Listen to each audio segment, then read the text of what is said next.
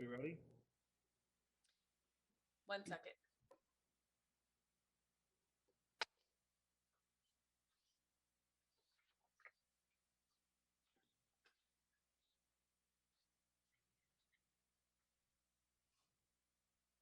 Good evening, everyone.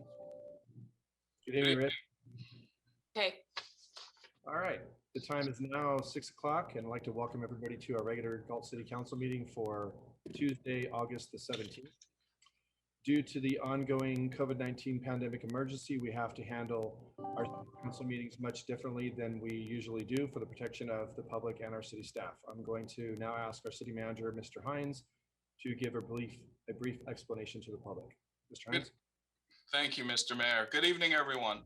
This meeting of the Galt City Council is being conducted by teleconference/video conference in compliance with the state and county stay-at-home orders, and as allowed by the Governor's Executive Order N-29-20, which allows for deviation of teleconference rules required by the Brown Act. Members of the public will see the council members and city staff who are appearing via remote video/telephone connections. City council meetings will be held virtually by teleconference or video conference only until further notice. Today's agenda states that rather than attending in person, residents may submit written public comments via email to pubcom@cityofgalt.org prior to the council meeting. Any written comments that were received will be read out loud during the council meeting by the city clerk on the appropriate agenda item, subject to the customary 5-minute time limit, unless that same individual also appears and requests to speak live during the meeting. We will take the live comments first, and then the written comments will be read out loud. We are also using the Zoom webinar format, which allows the public to provide live public comment. Members of the public may use the link to enter their webinar into the webinar as attendees. They should also be able to raise their hand or use the raise their hand option in the Zoom webinar to let us know if they would like to speak, and should do so when the mayor announces the time for general public comment or when a specific agenda item is called if your comment concerns an item on the agenda. We request, as we typically do at in-person council meetings, that speakers provide their name and address when they are called on to speak and their line is unmuted. However, doing so is not required. Attendees should also see the lower hand feature if they change their mind and do not want to speak. And Mr. Mayor, that concludes my comments on this particular issue. All right, thank you, sir. Ms. Hubert, can you please do a roll call? Vice Mayor Sandu, Yeah. Councilmember Papineau, Here. Councilmember Vandenberg, Here. Councilmember Lozano, Here. Mayor Farmer. Here. If everyone would please join us in a silent prayer followed by a flag salute.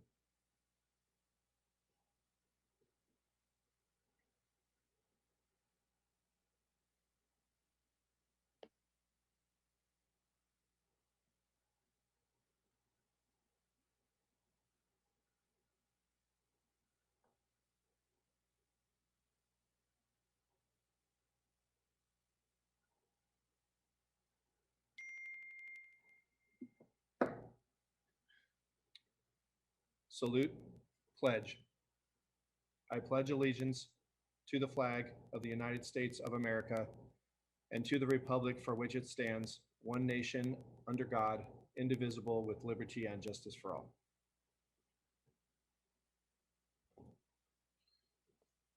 All right, thank you, everybody. Ms. Hubert, if you would like to read the replay statement. This meeting of the Galt City Council will be cablecast on Metro Cable 14, the local government affairs channel on the Comcast Consolidated Communications and AT&T Uverse cable systems.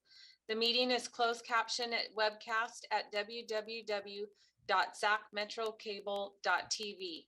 Today's meeting will air Friday, August 20th at 9 a.m. and Saturday, August 21st at 9 a.m. This meeting can also be viewed at youtube.com/Metro Cable 14. Thank you. All right, moving on to item B, we have agenda Approval, additions, and or deletions. Do I have anything from council? Nothing? Okay. We'll now move on to item C, public comment. Do we have any written comment this evening? You want me to go ahead and read it? Sure. Okay. Under Government Code Section 54954.3, members of the public may address the city council on non-agenda items. The public comment section is for the city council to receive comments, except for brief responses to questions. No discussion or action may be taken on any item that is not listed on the agenda. Please limit comments to a maximum of 5 minutes. Due to the statewide emergency, public comments may be submitted via email to pubcom@cityofgalt.org and will be read out loud subject to the customary 5-minute time limitation. Also, members of the public may participate electronically via https://us02web.zoom.us/j/j/84163205393, webinar ID 841-6320-5393. And I do not have any written public comments. Okay. Rose, do we have any hands raised online for comment? Yes, we have 2 hands raised. The first Okay. individual will be Tim Reed. Okay, go ahead, Mr. Reed. Go ahead and unmute your mic. Okay, can you hear me now? Yes. Okay. Yes. Good evening, Mr. Mayor and City Council members. I come to you tonight to discuss the need for increased traffic safety within our community. The City of Galt Police Department and officers face numerous competing demands that include dealing with significant issues such as violent crime, property theft, and assault. Given the seriousness and complexity of these problems, it's not hard to see why safety becomes a backseat problem sometimes. However, it's essential to consider the extent of which traffic safety impacts the overall safety of our community. In 2020, there was 36,680 people killed in the United States in traffic accidents. That's a 12% increase over the prior 10 years. In comparison,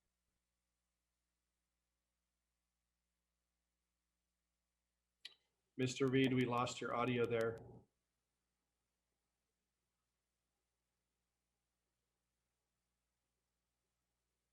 Mr. Reed, if you can hear us, we've lost your audio.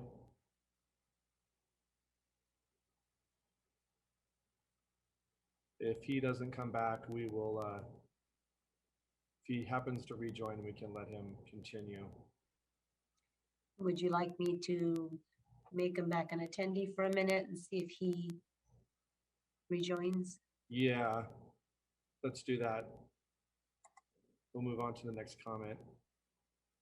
Mr. Reed, if you are still watching and can hear me, if you fix your technical difficulty, you can rejoin and we'll let you speak. Let's go ahead. So Mr. Reed, I'm gonna go ahead and lower your hand so that if you do come back on, you can raise your hand again and I will see you.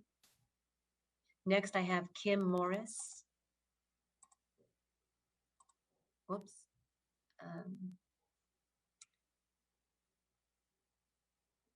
Okay, Kim, go ahead.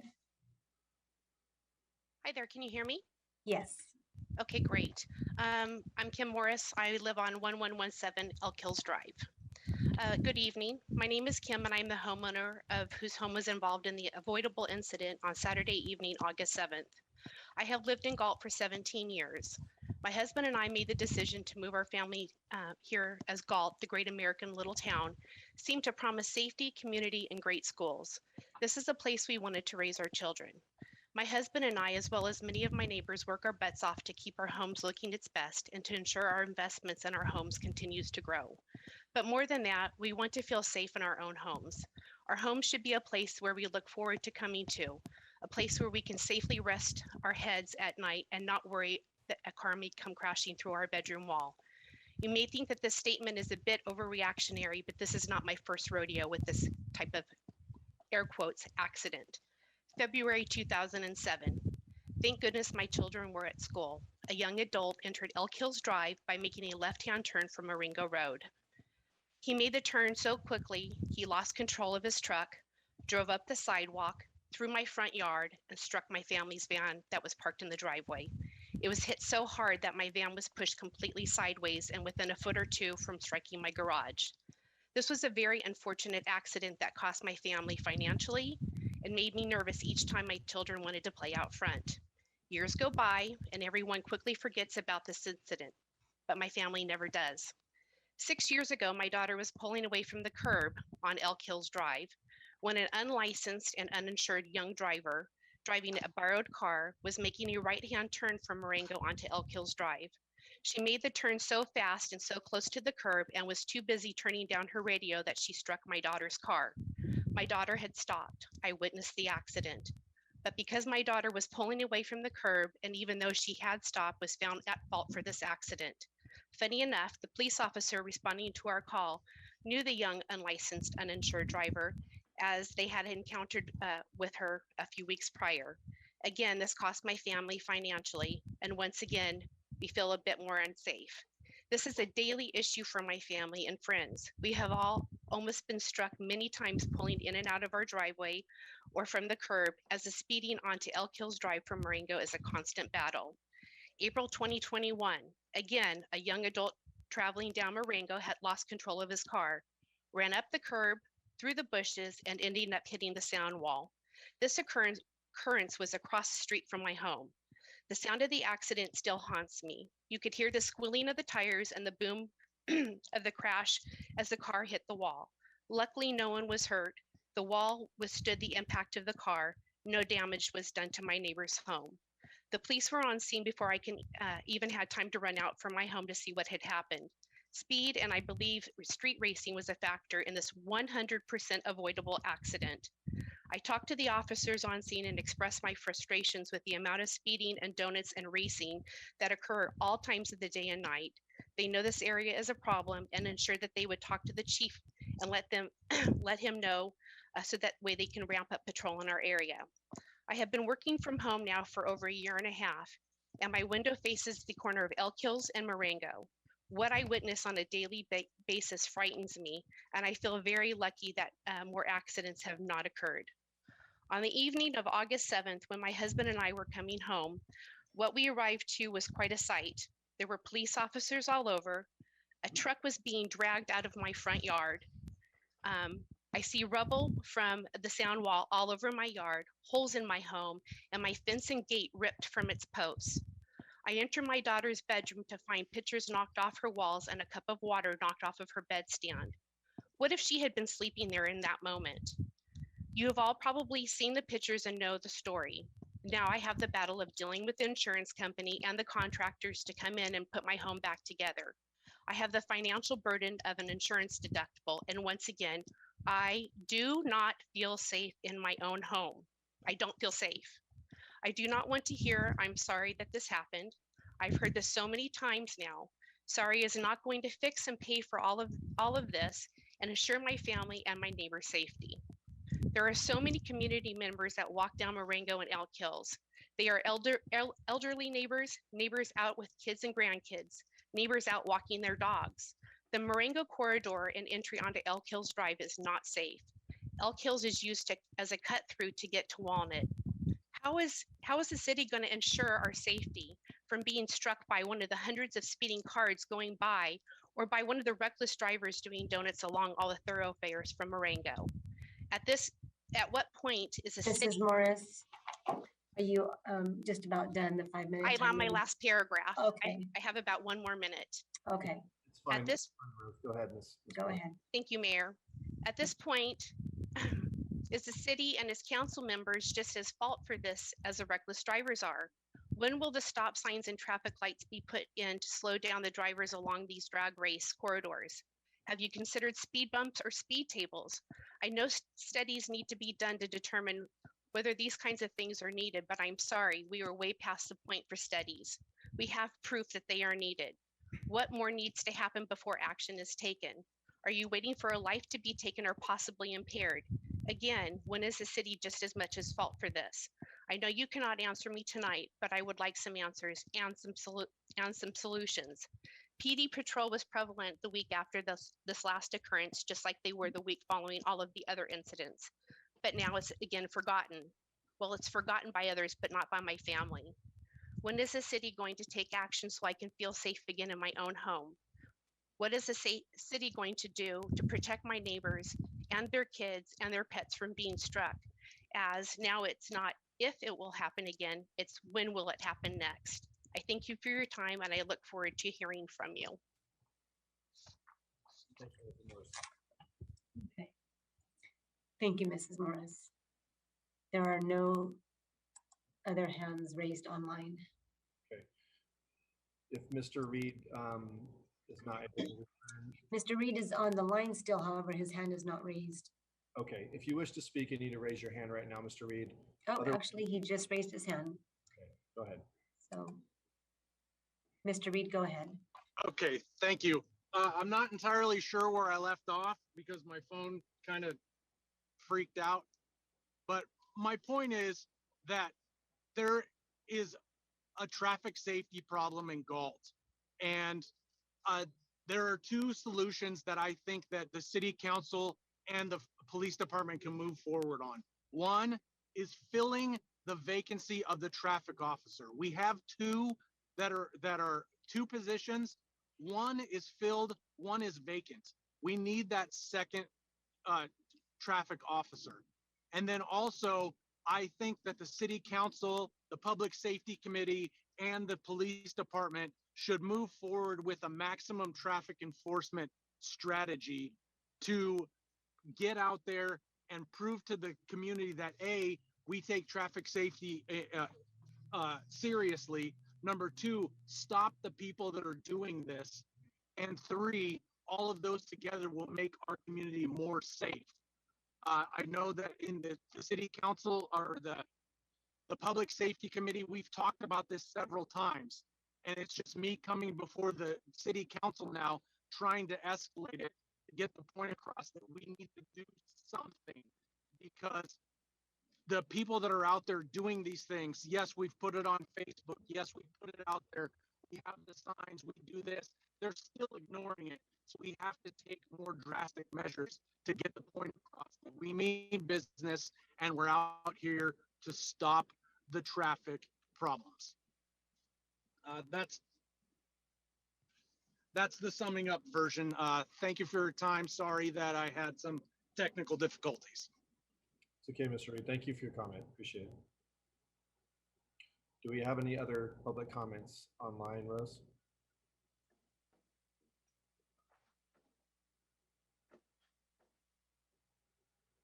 Rose, do we have any additional hands? My apologies. No, we have no hands raised online. Okay. Well, just a quick comment. Again, appreciate the public comments from Ms. Morris and Mr. Reed.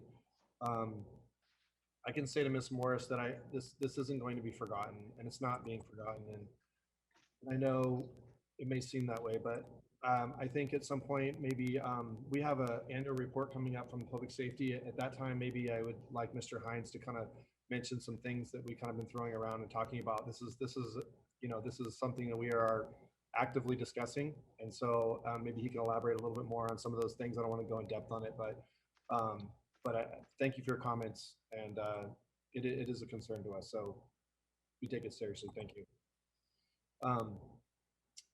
With that, we'll move on to item D, presentations. Do we have any presentations this evening, Ms. Hubert?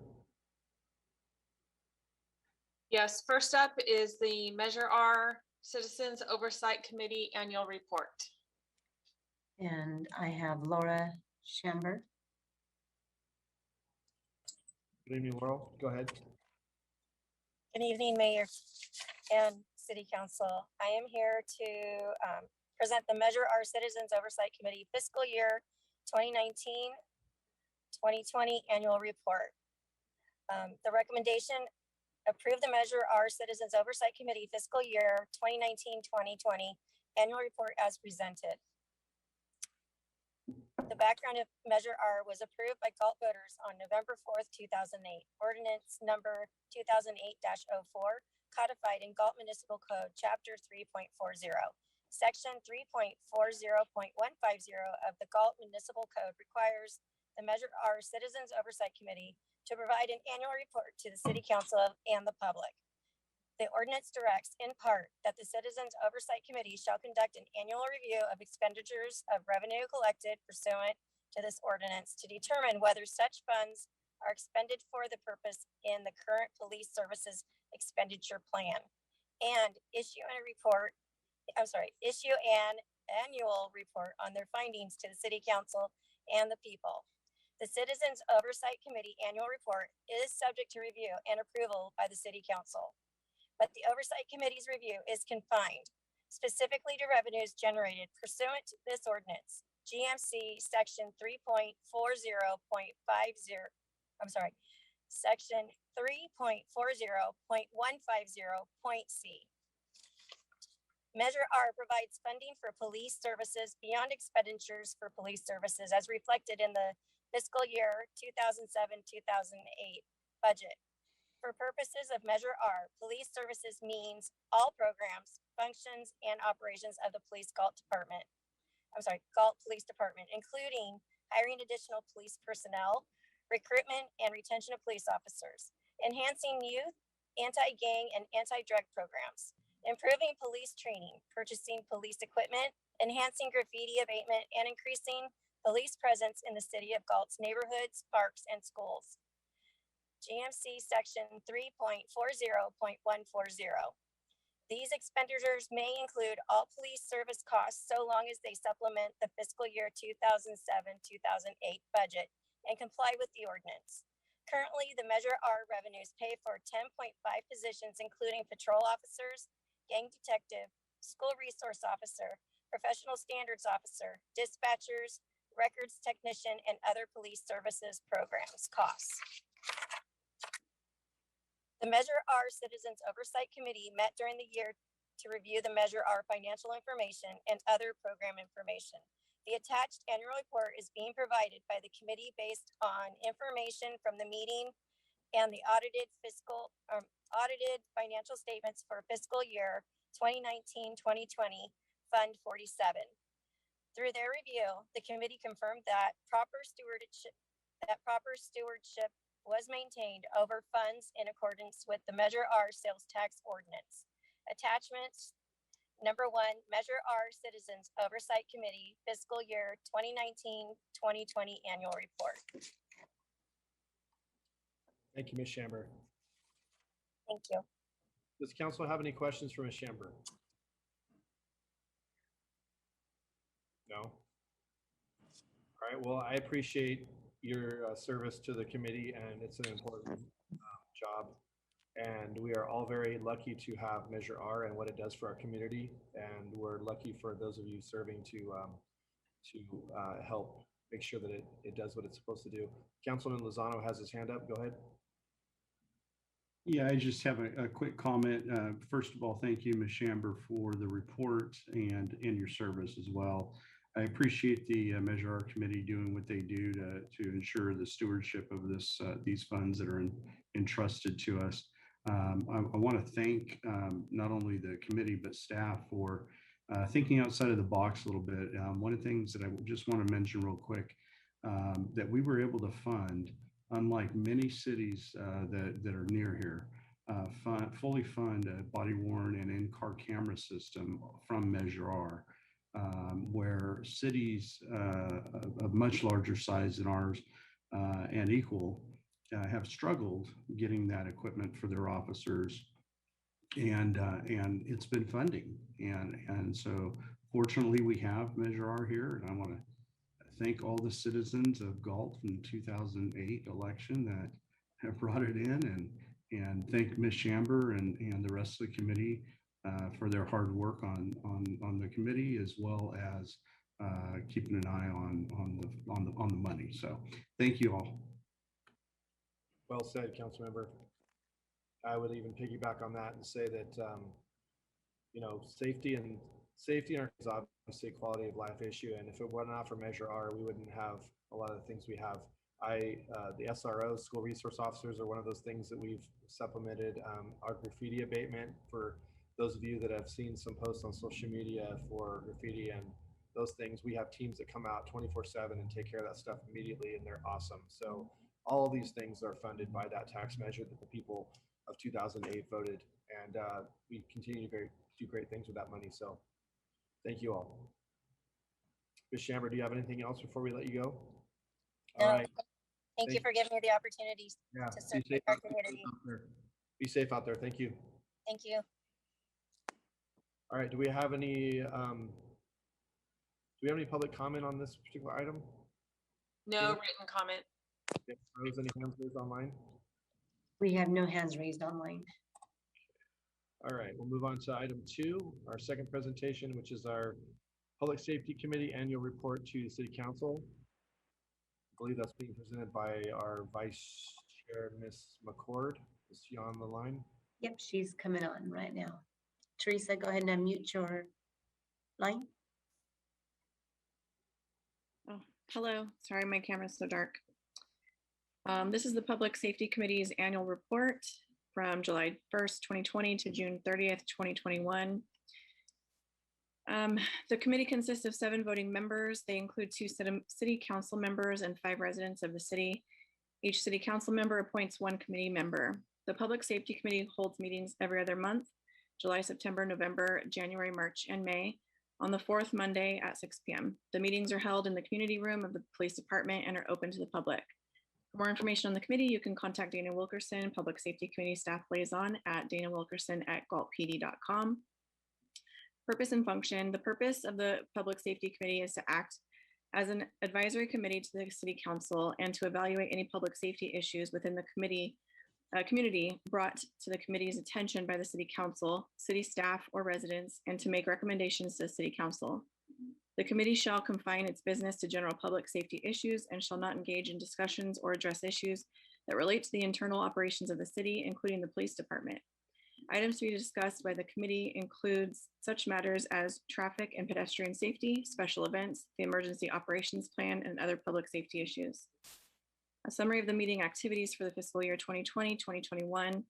July 27th, 2020, the committee discussed the annual report review, traffic congestion in the area of Starbucks and Rayleigh's Twin Cities Road, sidewalk obstructions, emergency operation plans, fireworks, information items, COVID-19, future agenda items, and committee goals. September 28th, 2020, the committee discussed Walmart traffic, Twin Cities Road access from unincorporated area, crosswalk markings, Ranch Road traffic concerns related to development, cooling center operation criteria, walking trail maintenance, parking safety, Carillion quiet zone for railroads. On November 23rd, 2020, the meeting was canceled. January 25th, 2021, the committee discussed chair and co-chair selections, placement of sexually violent predator, information items, use of Galt Connect, recent residential fire. March 22 of 2021, the committee discussed traffic enforcement, stop sign requests, review of recent criminal activity, social media and suicide prevention, streetlight at McTucker area, city planning for cooling and warming centers, sidewalk repairs, wash and crosswalk requests, and information items. Staffing review for both police and fire was presented. May 3rd, 2021 was a special meeting, community-wide traffic concerns presentation and discussion.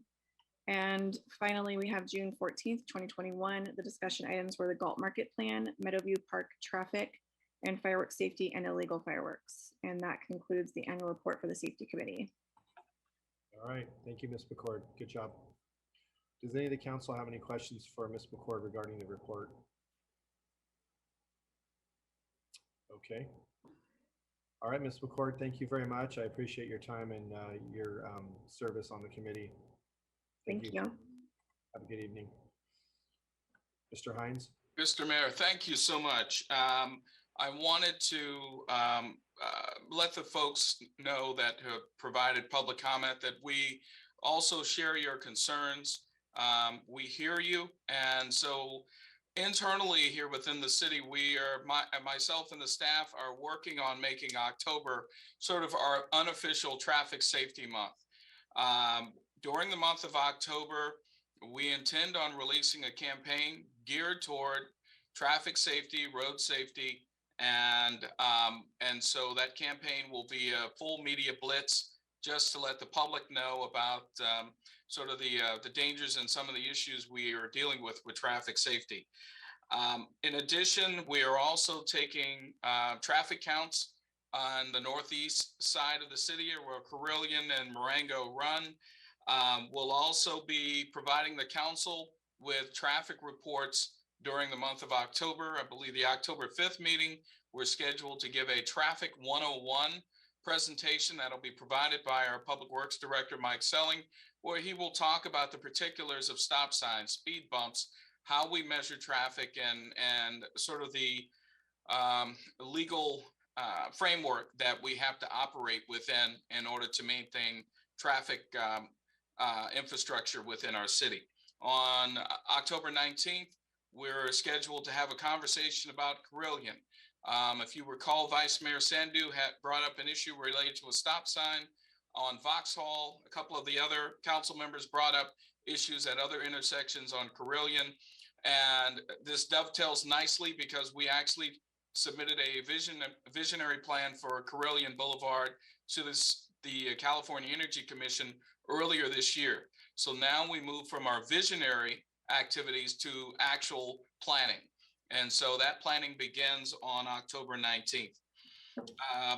So we're looking at, we'll be analyzing traffic counts during this period. We're actually analyzing traffic counts as soon as school lets back in. Both schools, elementary and high school, let back in. We'll be analyzing traffic counts, pedestrian counts, and we'll also be analyzing traffic speed in those areas. And we'll be looking to present those to council and to the public during the month of October. And so, we'll be preparing all this information during the month of September.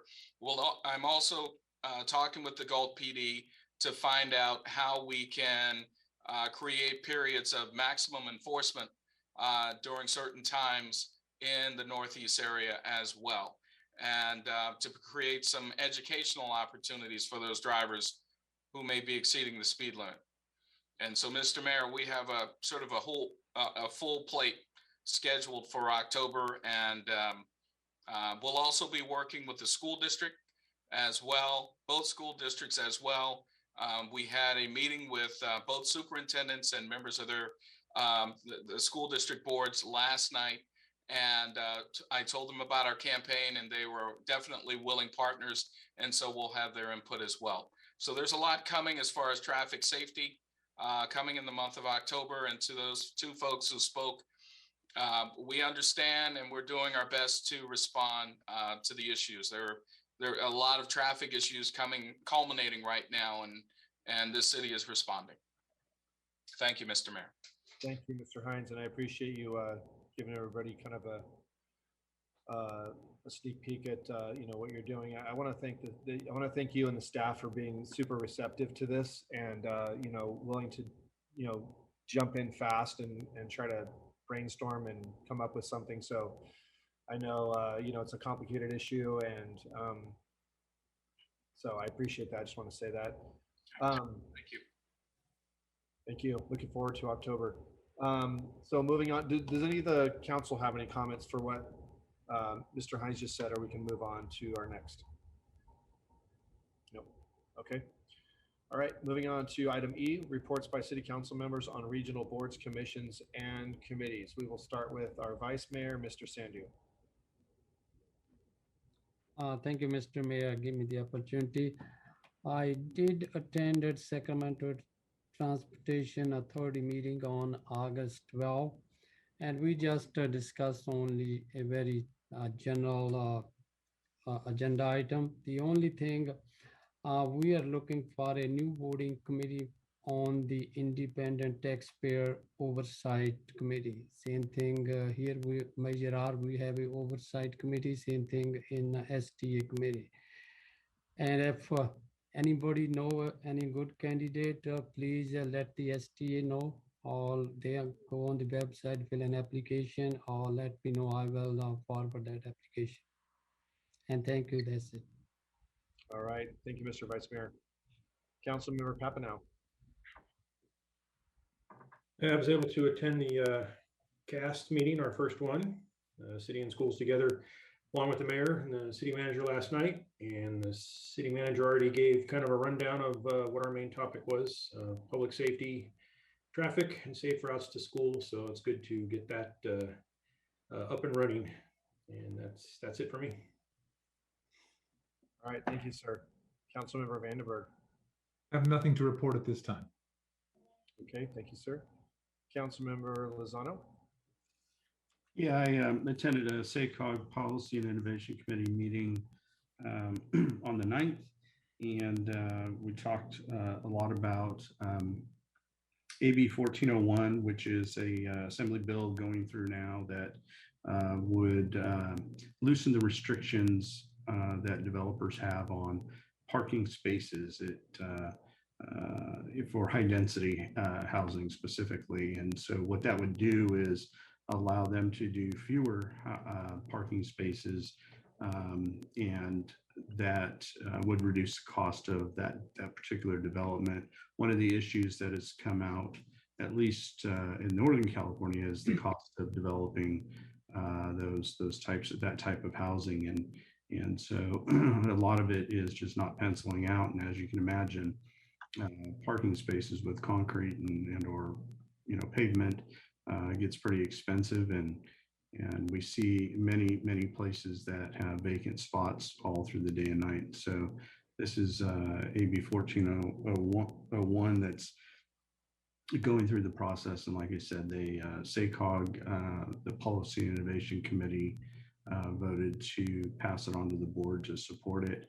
And in the long run, it's going to be up to the developer to determine how many spaces, but it does not take out the ability for the local jurisdiction to require a particular amount, if that makes sense. So it's kind of a, yeah, come to us with what you think, and if it's unreasonable, the local jurisdiction still has the ability to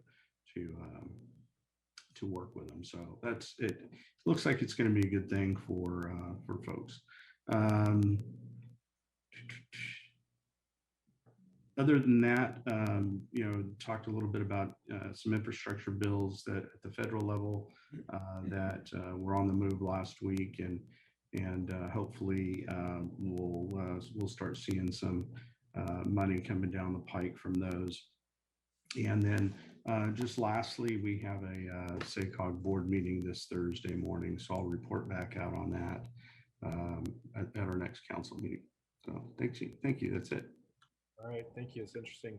So question for you on that. So, I mean, I'm glad to hear that they're still leaving control with local jurisdictions. I would be concerned that, like, in a city like our size, for example, where we don't have like a lot of public transit options, that we like have developers come in and build stuff without parking. It doesn't seem like a one size fits all kind of thing, or is appropriate. Yeah. I guess the intent here with the legislation is really to loosen it up a little bit, because what they're finding in different jurisdictions is that there's an overabundance of parking, especially where development is happening at city centers, where what we're hearing is that the youth, 20s and early 30s, they like to take public transit and ride bikes, and we're seeing that in a lot of these city center areas. And so I think the idea is really to be more flexible and yet leave the local jurisdiction with the ability to work with the developer on minimum requirements. So, I don't know how much it'll really affect us as much, but like downtown Sacramento, I can imagine where they have, honestly, there's high density housing where there are more bicycle lockers than there are parking spaces, and that's what the residents move there for, and that's what they do. So it isn't a one size fits all, and I think that's why the Policy and Innovation Committee supported moving it to the full board, because it does kind of keep us with local control, which is unlike much legislation these days, as we've all talked about lately. But it certainly gives the ability to adjust with the times, if you will. So that's kind of the concept. Okay. Well, thank you. I appreciate that information. It's very interesting, actually. So I guess, oh, I'm next. So I attended the CAST meeting last night along with Councilmember Papineau, as he mentioned. It was a very good meeting. It was nice to meet I haven't met her face to face, but our new superintendent, Ms. Pettis. And we talked about a few things. One was kids returning to school and how that was going. We talked about some of the measures being used by the school districts, or resources, should I say, for counseling or mental health. This is kind of uncharted territory with kids coming off of a year off of school, and there was a lot of discussion about having the resources available for those kids that may need, that are struggling with that transition back, and during the whole year of COVID and still ongoing, how that's taking its toll. We talked about some things related directly to the city and the school district, like our SRO programs.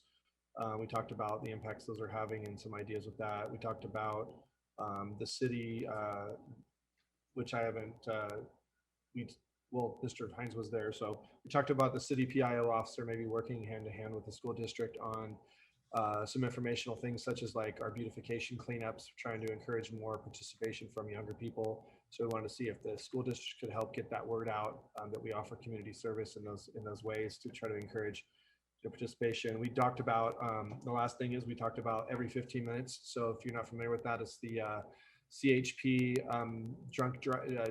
driving under the influence thing, where they bring out like a crashed car, and it's kind of a shock thing they do, where they really show kids like this is what the result of drinking and driving, texting and driving, all those things. I love to hear that they're interested in doing that, because I feel that just fits directly into what we're trying to do in the city with traffic. And I think we need to, this is a multifaceted solution. We need to come up with a multifaceted approach to this, because it's not a silver bullet solution is out there. So if we can start with the young people and in the school districts, and then we can do our part in the city. So that was a great conversation. It was I'm glad to be a part of that. And thank you, Councilmember Papineau, for being there as well. And I think I actually attended a business mixer. I only mentioned this because Councilmember Supervisor Natoli was there, and representatives from Assemblyman Cooper's office were at the Vice Mayor's business mixer, which he hosted last Thursday. It was great to see our elected representatives come down for a small event. It was a pretty big event, actually, but it was great to see them and be able to network with those people. So that's all I had. And so with that, we will move on to our consent calendar. Item F. So it is recommended that items 1 through 6 be acted upon simultaneously unless a separate discussion and/or action is requested by a council member. These items are: number 1 is the minutes of the regular meeting from August 3rd, 2021. Item 2 is the receive and file warrants for the period ending August 3rd, 2021. Item 3 is the award of consultant agreement for the lift station upgrade design project CIP 58K. Item 4 is the wastewater treatment chemical facility CIP 521B consultant contract award. Item 5 is the award of consultant agreement for wastewater treatment plant regulatory compliance support. And item 6 is the design option selection for the 4th Street Corridor ADA Sidewalk Improvement Project CIP 521N. Do I have a motion to approve these 6 items? Moved forward by Vice Mayor Sandu. Second. Seconded by Councilmember Vandenberg. Can I have a roll call, please? Vice Mayor Sandu, Aye. Councilmember Papineau, Aye. Councilmember Vandenberg, Aye. Councilmember Lozano, Aye. Mayor Farmer. Aye. Consent calendar is approved. Motion by, vote 5-0. All right, moving on to item G. Mayor Farmer, we have Bill Forrest hands raised. Oh, yes, I don't see him on here. Mr. Forrest, go ahead. Yes, hi. I was just trying to get in the queue. Mr. Selling's going to introduce this item and then I'll take over. Oh, I got it. Yes. Okay. All right, moving on to item G, scheduled matters, notice of public hearing. Subject is the annexation of territory to the Community Facilities District number 2020-1, Public Services, specifically the annexation of number 4, Cordosa 2. Mr. Selling? Good evening, Mayor Farmer and council members. This item is to consider annexing the Cardoso 2 residential development into Community Facilities District 2020-1. For reference, CFD 2020-1 was approved by the City Council in June last year.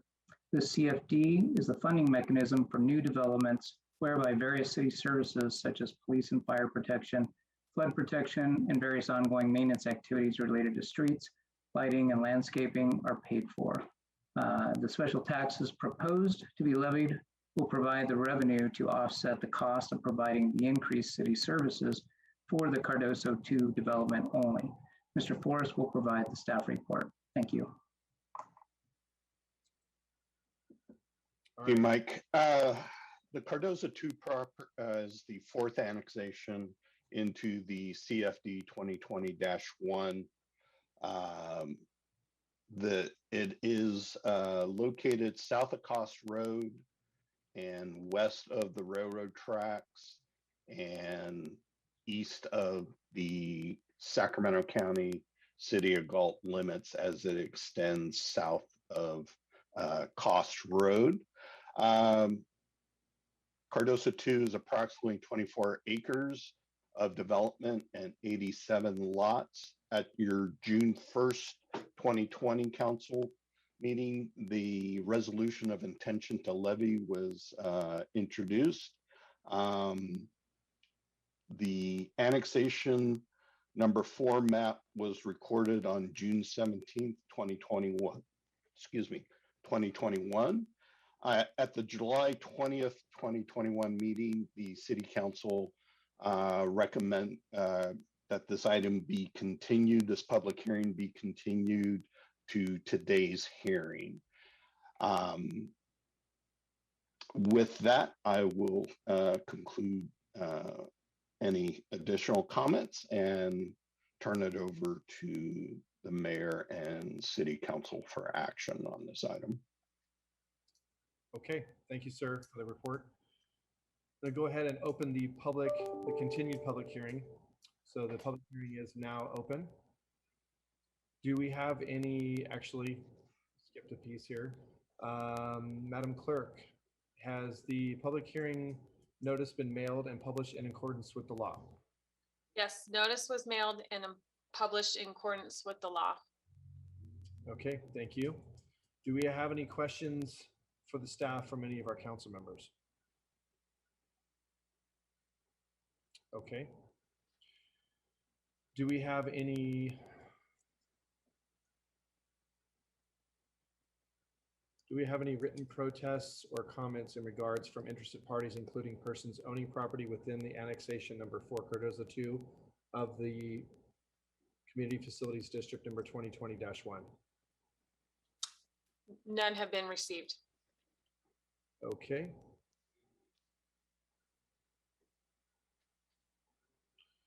All right.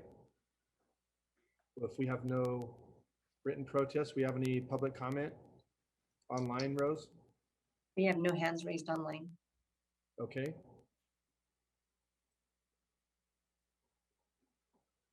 All right. There's no comments from council? None. All right. Madam Clerk, are there any persons registered to vote within annexation number 4, Cardoso 2 of the Community Facilities District number 2020-1, and if so, the number thereof?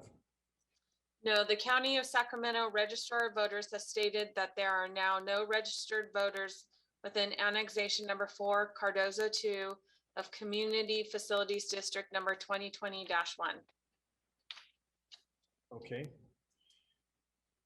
Ms. Hubert, are the owners of all taxable property in annexation number 4, Cardoso 2 of Community Facilities District number 2020-1 has consented to holding the special election on July 20th of 2021?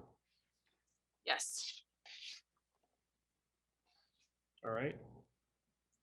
Are there any public comments at this point, either written or online, Rose or Ms. Hubert? No written comments. No hands raised. Okay. Well, if we have no public comment, online or written, then we will now end the point for the comments to be allowed. Madam Clerk, do you concur that the special election may be held on August 17th, 2021? Yes. All right, I will now close the public hearing. I will now call for a motion to approve the following resolution. Resolution of the City Council of the City of Galt, California, calling a special election and submitting to the qualified electors of territory proposed to be annexed to the City of Galt Community Facilities District number 2020-1, Public Services, County of Sacramento, State of California, the question of levying special taxes within that territory, annexation number 4, Cordosa 2. So moved. Moved by Councilmember Lozano, Second. seconded by Councilmember Vandenberg. Do we vote on that first one there, Tina, or do we go on to the next? No, we'll go ahead and vote. Okay, all right. Can you have a roll call vote, please? Vice Mayor Sandu, Aye. Councilmember Papineau, Aye. Councilmember Vandenberg, Aye. Councilmember Lozano, Aye. Mayor Farmer. Aye. Resolution is approved 5-0. Ms. Hubert, would you now conduct the special election? I hereby conduct the special election by stating that the official ballot has been opened and that all votes are in favor of the proposition presented on the ballot. All right, thank you. Now looking for a motion to approve the following resolution. Resolution of the City Council of the City of Galt acting in its capacity as the legislative body of the City of Galt Community Services Facilities District number 2020-1, Public Services, County of Sacramento, State of California, declaring the result of a special election in such community facilities district on the proposition of the annual levy of special taxes within the territory proposed to be annexed to said community facilities district, to pay the cost of certain services to be provided by the community facilities district, determining that the territory proposed to be annexed is added to and part of said community facilities district with full legal effect, and ordering the recording of a map of the boundaries of said community facilities district, including the territory annexed thereto, annexation number 4, Cordosa 2. Do I have a motion? So moved. Moved by Councilmember Lozano, Second. seconded by Vice Mayor Sandu. We have a roll call vote, please. Vice Mayor Sandu, Aye. Councilmember Papineau, Aye. Councilmember Vandenberg, Aye. Councilmember Lozano, Aye. Mayor Farmer. Aye. Resolution is approved 5-0. Now looking for a motion to introduce by title only and waive further reading of the following ordinance. Ordinance of the City Council of the City of Galt authorizing the levy of special taxes in a community facilities district, including certain annexation territory identified as annexation number 4, Cordosa 2, into the City of Galt Community Facilities District number 2020-1, Public Services, to complete the annexation of the property to the Community Facilities District. Do I have a motion? So moved. Moved again by Councilmember Lozano, Second. seconded by Councilmember Vandenberg. I think, did Councilmember Papineau do the, Yes. Sorry, I didn't see which square lit up first. Seconded by Councilor Papineau. May I have a roll call, please? Vice Mayor Sandu, Aye. Councilmember Papineau, Aye. Councilmember Vandenberg, Aye. Councilmember Lozano, Aye. Mayor Farmer. Aye. Resolution is approved 5-0.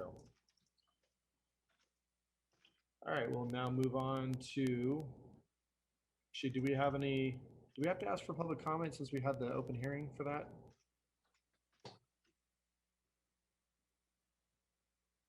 Public hearing was closed. Got it, yeah, just covering the bases here. All right. Moving on to the second item of our scheduled matters. It is the draft 2021 to 2029 housing element study session. The agenda report is going to be presented by our Community Development Director, Craig Hoffman. Craig? Good evening, Mayor, members of the council. Tonight is a study session on our housing element update. And let me see, I have a PowerPoint for you. Okay, if everyone could see that. Okay. Yes, sir. All right. So tonight we're holding a study session. This was publicly noticed into the newspaper, and we have had it on our website, both on Facebook as well as the city manager's bi-weekly. Tonight we're looking for the council to receive staff presentation. Staff's looking to answer any comments and questions by the city council.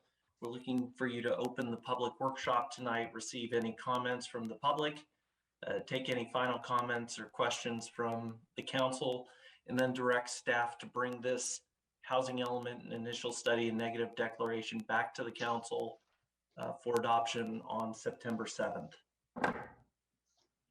So tonight, our presentation, we're going to give you a schedule overview, take a review of the comments that we received by HCD, review our housing element purpose and state laws, major changes to the housing element that we've seen, and next steps. And Rose, are Jim and Ryan in? Yes, they are. Okay, wonderful. So as far as project schedule and engagement, where have we been and what have we done so far? We started this process back in December of 2020 with an overview of the housing element and what that process was going to look like before the city council. In January, February, and March, as well as April, we held monthly meetings before the Planning Commission. We took a look at what our housing needs assessment was going to be, what constraints may be to housing, took a look at our housing sites inventory and actually brought that to City Council. In April, the Planning Commission recommended the draft housing element that we had at that time up to the council to be submitted to HCD for their initial 60-day review.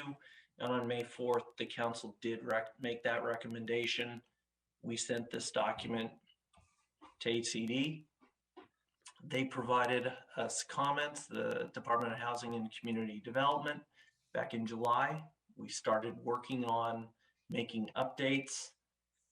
On August 12th, we held a public hearing before the Planning Commission. They reviewed the housing element as well as the initial study negative declaration prepared for the project and recommended 5-0 that the City Council adopt the housing element and initial study. We've taken the opportunity coming here tonight to hold not necessarily a public hearing for your adoption, but a study session to present all the information to you as well as give the public another chance to provide any comments. And then again, coming back on September 7th for the approval of this project. So for the completion of the housing element, again, HCD provided us their review letter. That's provided as part of your packet.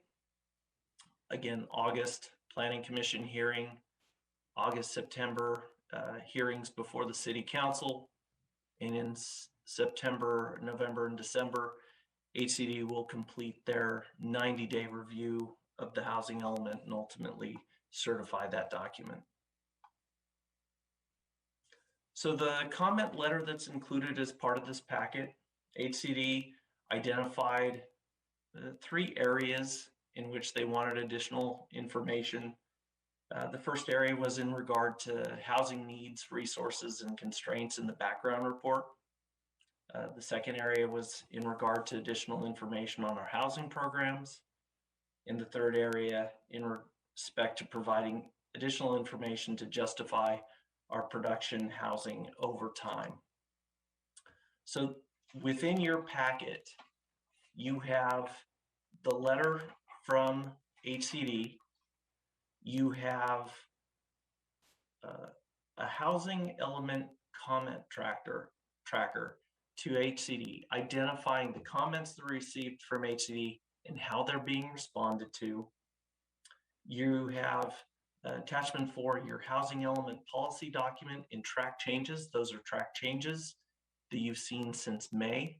So you can see the changes that have been made, as well as attachment 5, your housing element background report in track changes. I think a lot of the comments that we've received are more clarifications. We didn't make any changes, no new goals or policies to the document. Really, again, clarifications. If we had any type of programs, maybe they wanted some additional information. Really, our key revisions were some additional programs in regard to how we're going to develop our accessory dwelling units, how we're going to support larger lots for some of our multifamily sites, focusing on some of the special housing that we have, whether it be supportive housing or fair housing services, more requirements from the state. But overall, I would say that they were cleanup items. I felt very satisfied that the document we provided to HCD was a complete document. They provided for some cleanup, but on whole, our document, it's a good document, and I'm satisfied with the changes that we've made. It'll be certified when we send it in. Again, key revisions for our background report. We've added an analysis of typical fees and process times. We've expanded some programs to provide context and demographics and local investments that we have within Galt. And we've expanded access to opportunities analysis to include discussions of transportation and environmental indicators. Again, much more background information and demographics. And again, that's all in track changes within the documents you have. Some housing element basics. The purpose, it provides an assessment of both current and future housing needs, identifies opportunities and constraints on housing production, and establishes goals, policies, and programs to meet those needs. And what the housing element is looking to do is identify strategies and programs that focus on conserving and improving affordable housing, maximizing opportunities for housing throughout the community, assisting with the provision of affordable housing, removing governmental and other constraints to housing investment, and promoting fair and equal housing opportunities. And again, you're going to see this often. The city's role is to provide the opportunity to build affordable housing. The city does not build affordable housing, but we provide that opportunity. And so for our regional housing needs allocation, the city received a pretty big jump from what was the 5th cycle into what's the current 6th cycle for this housing element. This is going to be the city of Galt's 6th housing element. So this is not something new. We've had this for quite some time. This is just the 6th cycle has been exponential compared to what we've seen in the past. So in the 5th cycle, where the community was required to provide 679 housing units in the very low, moderate, and above moderate range, this time we're up at 1,926 units. And I think there was some concern up front, what was that going to look like? But through the projects that we have approved, vacant sites, and vacant sites for annexation, we were able to accommodate all the units we needed to with just the addition of one 10-acre site to provide almost 200 units. And that was it. We're able to accommodate all of our housing needs with the existing zoning, general plan, and projects that we currently have. And so for this community, that's a big deal because we're seeing throughout the state, a lot of communities are really struggling with that. And our housing element is comprised of basically 2 documents. We have a background report, as well as we have a policy document. And with that, I'd like to turn this over to Ryan for a discussion of the details of our housing element. And Ryan? Thank you. Thank you, Craig. So the major changes since the last housing element, which was the 5th cycle housing element, we're now in the 6th. We made updates to existing conditions, demographics, as well as constraints. We updated the housing sites inventory. We added new policies and programs, and we covered this new topic of affirmatively furthering fair housing and the contributing factors to that, which is it's a big new requirement from HCD. Next slide, please. So the policy document, the purpose of the policy document is to establish a framework to guide city decision-making to meet identified housing needs. And like the general plan, it's organized by goals, policies, and programs. Next slide, please. So goals and policies in the housing element policy document are organized under the following topic areas: housing production, housing preservation, special housing needs, residential energy conservation, affirmatively furthering fair housing, AFFH, which is new, residential development constraints, environmental justice, and community engagement. Next slide, please. So the majority of the changes simply reflect new state law requirements. We're going to have to, we have programs to update the development code for ADU standards, objective design standards, and a number of new state laws. We also made changes to streamline language and to delete programs that were complete. Next slide, please. So on the next few slides, we're going to go through some of the new policies and programs. If you see it in green, it's new. If you see it in orange, it's modified from the previous cycle. And if you see it in blue, it was carried over from the previous cycle directly. And what you'll notice is most everything's green, and that's just because so much of this is driven by new state law. Next slide, please. So program areas, the first big area is updating the development code. You can see we have a number of programs here that are all requiring updates to development code for a number of topics, including density bonus, ADUs, mobile home parks, low barrier navigation centers, etc. Next slide, please. Then the next topic area is AFFH, the affirmatively furthering fair housing. And what you'll notice is, like I said, this is the biggest new thing. There's 2 pages, there's 2 slides here of policies and programs. We added, I think, 11 new policies, and I think there's a total of 10 programs just regarding AFFH and fair housing issues. Next slide, please. Here's the rest of them. So quite a few. Next slide. And then the next area is environmental justice. We added three policies geared at environmental justice issues. HCD seemed very happy. Next slide. And then lastly, community engagement. We added some new policies and programs to not just promote community engagement, but also to promote community engagement through a lens of equity and fair housing, to try to reach the whole community instead of just what's been done in the past, or for instance, just in English, right? Next slide, please.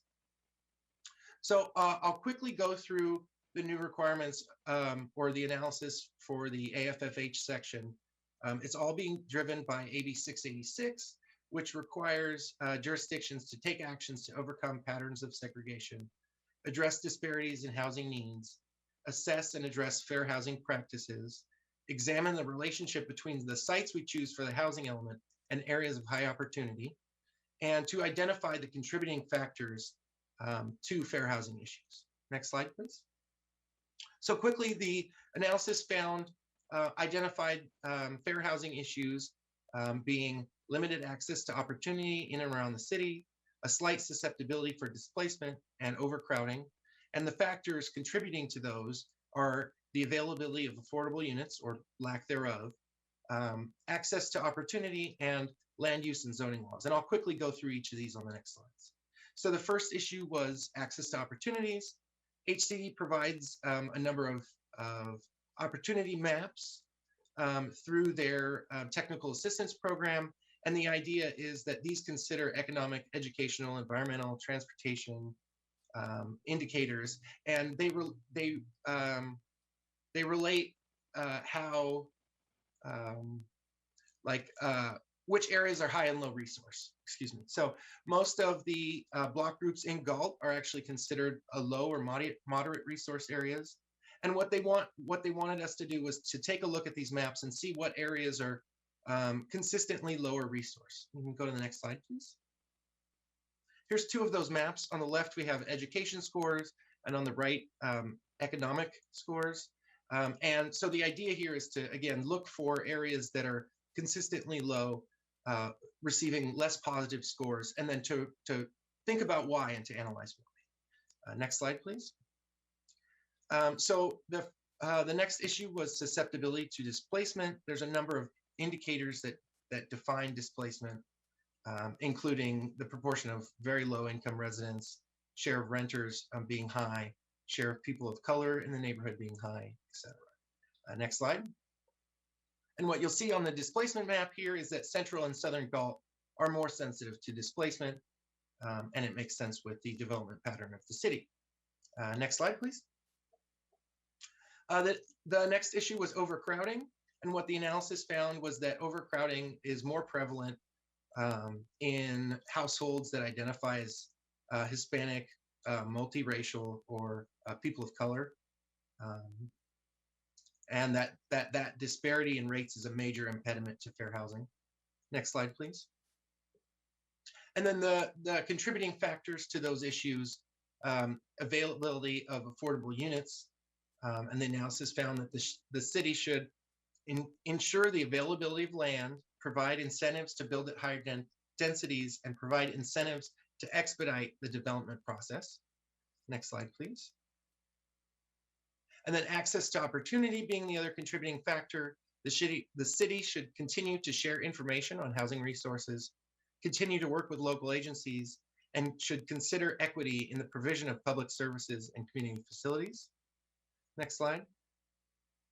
And then finally, regarding land use and zoning laws, the city should streamline the development of affordable housing types. Objective design standards are a key to this. And then to just work to comply with state law, which is pushing this issue. Next slide, please. Oh, and that's it. I think with this slide, I just wanted to go back. You know, one of the cornerstones of doing the housing element update was to identify sites. And so one thing that HCD did like is our sites, whether they be for lower income, moderate income, or above moderate, are spaced throughout the community. And so they like that. And we were able to satisfy, if you look at this site, we were able to satisfy what we needed to complete with really all these existing developments. We had one site that we had to identify to satisfy our housing needs, and that's a 9.9 acre site that we'll look to do a general plan amendment and rezone. But this process worked out really well for this community. And I had a lot of concerns when we start out, and I think I voiced that over and over to this council, said this was going to be a bumpy ride. And in the end, I think this community, we were able to satisfy our requirements to the state. And I think this is a document that we'll be able to implement for the next 8 years. And with that, that satisfies our presentation. If I could turn this back over to the mayor and comments from the council. All right, thank you, Mr. Hoffman. I'm not sure which of the council members had their hand up first, so I apologize. I'm going to go ahead and call on Councilmember Lozano first. Yeah, thank you very much. I appreciate it. Mr. Hoffman, thank you for the presentation yet again. I think we've seen this a million times, but certainly last week at the Planning Commission, I was able to come in and take a look at it again, which was very helpful, by the way, as we moved into tonight's meeting. Thank you for the public outreach and the 7 so far, meetings we've had on this topic, and it is an important topic. Our RENA numbers looked dismal, as you mentioned, and I want to just point out for my colleagues that this was not something unique to Galt. There were I think every agency in the SACOG region were hit pretty hard this year comparatively, or comparing to the fifth cycle. So I think we came out of it a lot better than I thought. Like Mr. Hoffman mentioned, I thought it was going to be just bad news all the way around to get to our new numbers. So one of the questions I had was back on as it related to overcrowding, and I think that was I can't remember the slide. What does overcrowding mean, and how does that affect? It's slide 33, looks like. What does that mean, and how do we get to those numbers?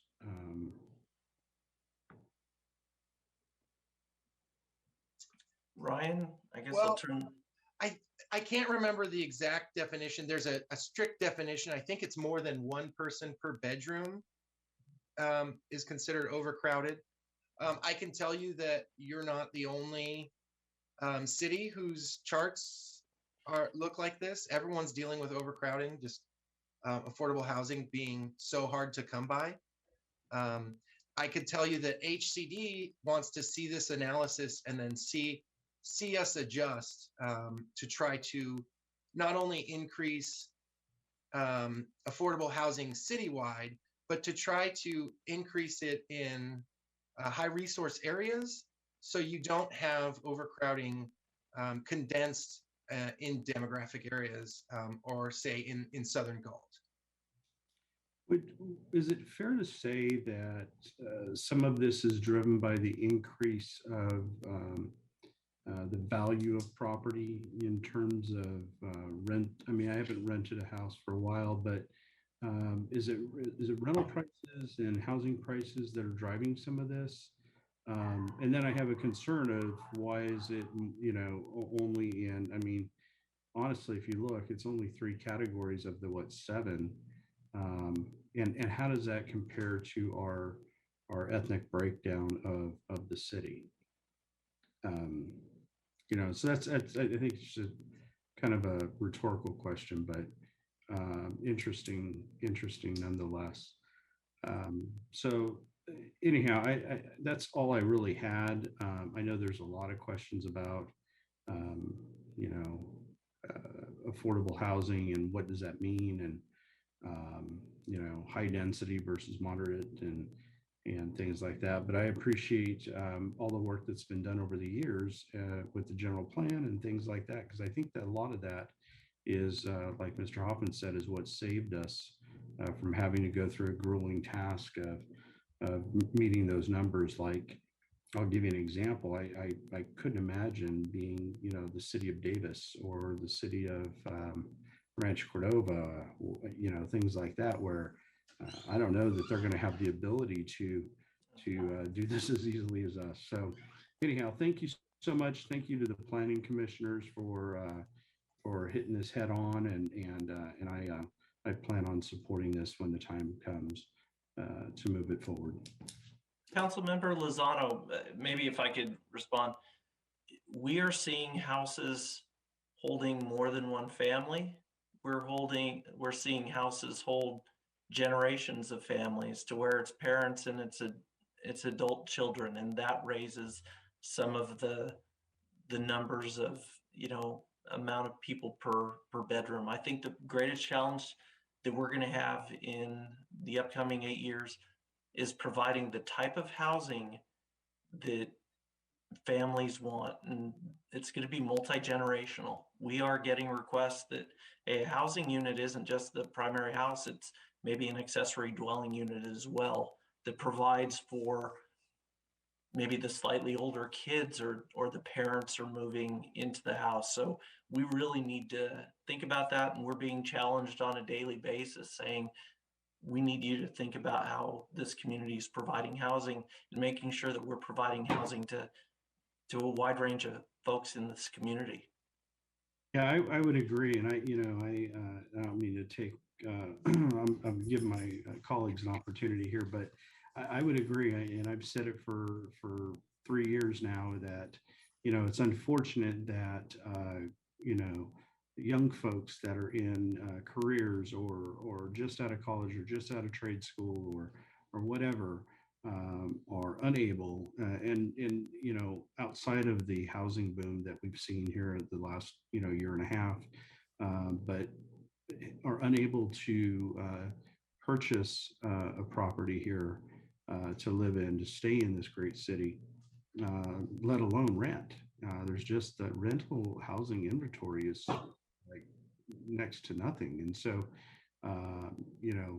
I think that as we move forward, that maybe with some different types of housing that to go into these infill projects might help loosen up, the amount of folks that are in a bedroom in a particular house. And I have a couple of people in my house that eventually will be gone and will free up bedrooms, but I certainly hope that they're able to buy here in Galt, and so thank you for your time again, and I appreciate the work that you all have done on this, and it's going to be nice to go to SACOG this next week and say, we're well on our way. So thank you.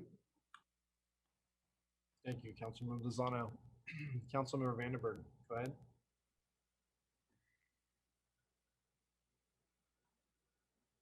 You're still muted, Jay. Thank you. Sorry, thank you, Mayor. Mr. Ryan, I'm curious if you factor in, or how, if you do, factor in immigrant families. I came to Galt and we lived 13 people in a 1,300 square foot home, and that's precisely the thing we're talking about. That, but one generation later, all 13 of us have separate homes. Well, 10 of us now have separate homes. So do you factor those kind of analysis into the numbers that we see?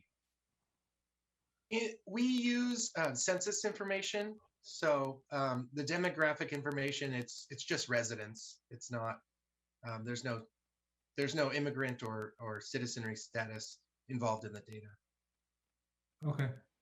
I was just curious because that could, it's pretty common, I think, for people that come to this country to hold very tight to their funds and resources until they get an established foothold in the communities, wherever that may be. And then, you tend to expand from there. So it's something to consider when, long-term. Thank you. Thank you for the presentation. Mr. Hoffman, I was curious, we all know that, the speed of government is a little less than we'd like sometime.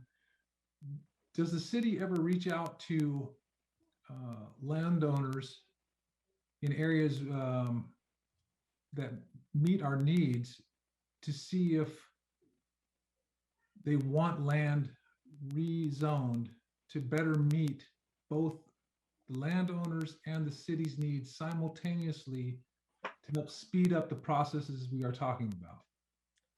Well, we do have a general plan, and it identifies specific land uses for varying areas of town. When we started this process, as far as, what were going to be the sites that we needed to put in the housing element, some of the direction, not sited within an existing neighborhood, property owner agrees to the general plan and zoning change. We had a property owner come forward. It was that one Star property south of Simmerhorn and north of Basso. And it was an easy site that was not surrounded by an existing neighborhood, that for a housing element standpoint, it checked the boxes. It would be easy. But we do have property owners that come to us all the time and say, hey, we want to do this project. What do you think? And I go, well, we're going to have to do a workshop with the neighborhood. It's not a slam dunk. With this housing element, we really need a slam dunk, because if we identify sites to put in our sites inventory, if something happens in the future, we can't undo that, or else we'd have to come up with a new site, Mr. Vandenberg. Does that make sense? So Yes, it does. I wasn't that adventurous when we were looking at sites. I was very conservative, and I came up with sites that I knew we could use. But in the future, if somebody comes up to me and says, hey, I want to do this, we take it through a process. We go to the planning commission, we go to the city council. Can we add that site to the housing element? We could. Do we need to today? We don't. But could something happen between now and 8 years down the road? Some sites are going to underdevelop, some are going to overdevelop, and we may need additional sites. We don't need them now, but we're always looking for quality projects that are going to provide something that this community needs from a housing standpoint. And if somebody would want to build affordable housing, true affordable housing, yeah, I'd want to sit down with them, because the state's looking for that. They're no longer looking for this community to say, we're providing the opportunity. They've moved into show me you can do this. And not only that, but prove it, that it can take place. Right. So let's fast forward to 2 years before we have to do this again. And if you were to reach out to business landowners, not business owners, landowners, and you were to find, ask them ahead of time, would they be interested, instead of them coming to us after we've completed this process? We may, it's more of a symbiotic relationship, I guess, if that makes sense. Yeah, I would say that it happened this time around too. We just didn't need that much land. We already had that much that was approved that we could use. It was, all we needed was 10 acres. I had somebody that said, hey, I want 10 acres. It wasn't in an existing neighborhood. We weren't going to have the controversy going to the planning commission and city council. It fit. But I was very nervous that what you're describing, that we were going to have to do in a greater order, where we're going to be knocking on doors going, hey, would you like to do this? We didn't have to do it. We may in the next housing element. That's right. Thank you. So we're trying to be conservative in the amount of housing that we're showing here, because in 2029, we're going to have to do this all over again. And so we need to make sure that we have sites and that we're conserving what we may need in the future. Thank you.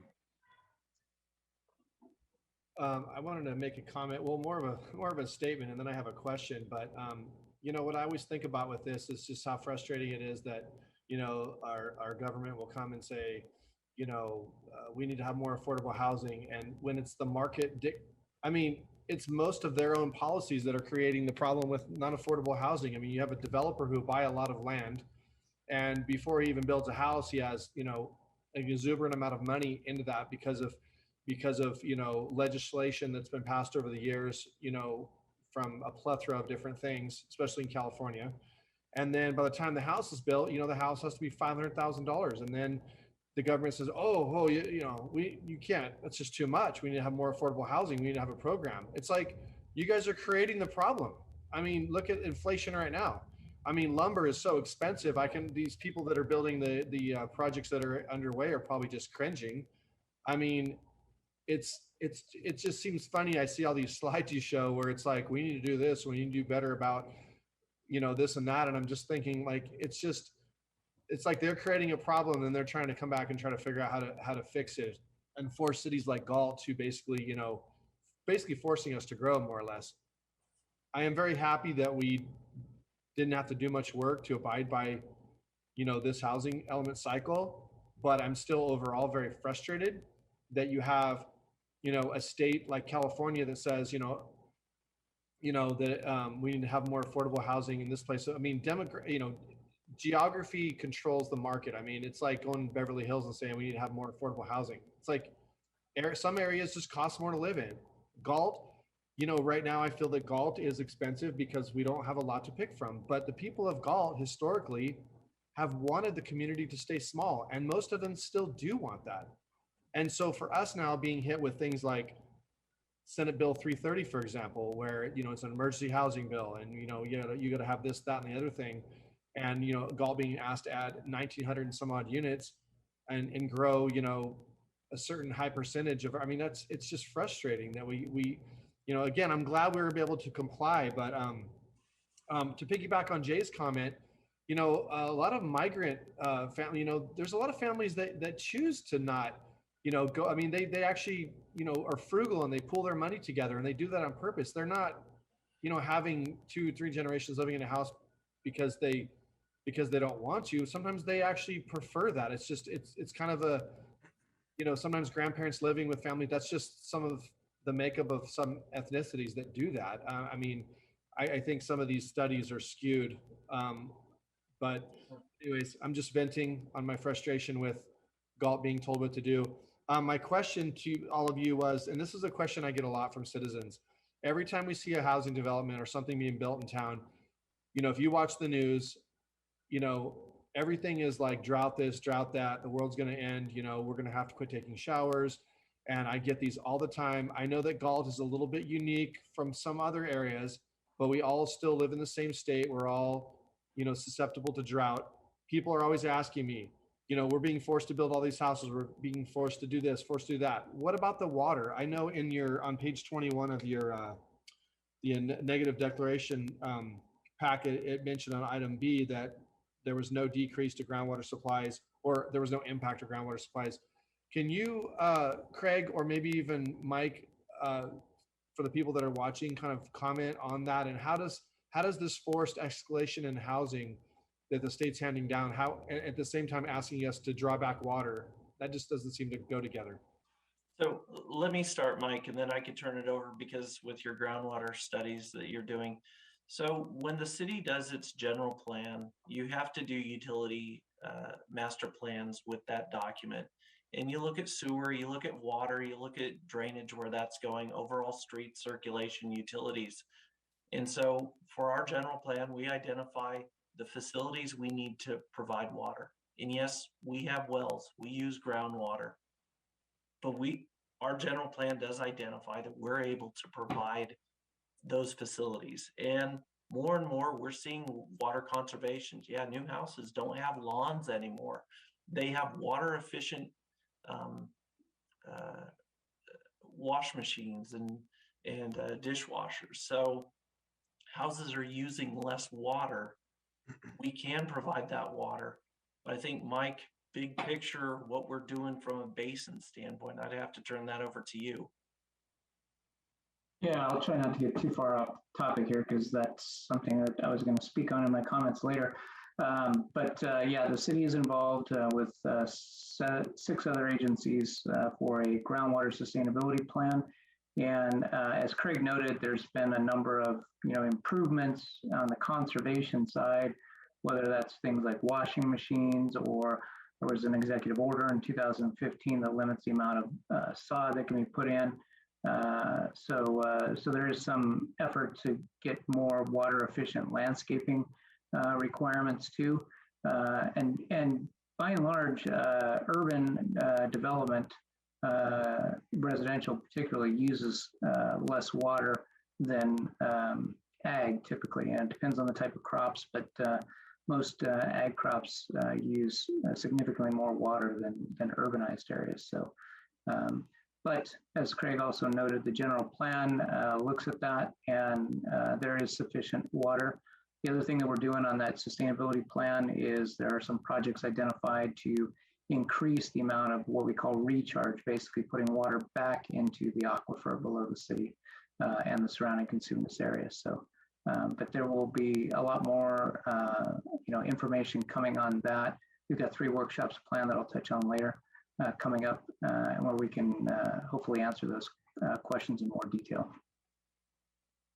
All right, thank you for touching on that. I'm going to go to my other council members here before I make my last comments. Vice Mayor Sandhu. Thank you, Mr. Mayor. First of all, thank you, Mr. Selling, and all your staff, all your team. Doing a really good job, and this is a big project. I know you spent a lot of time on that, and especially we are happy with that report, and you are happy. And the only thing I might be have a couple of clarification. If you look at the staff report, the 6 goals we have, can you a little bit explain our goal number 5 and goal number 6?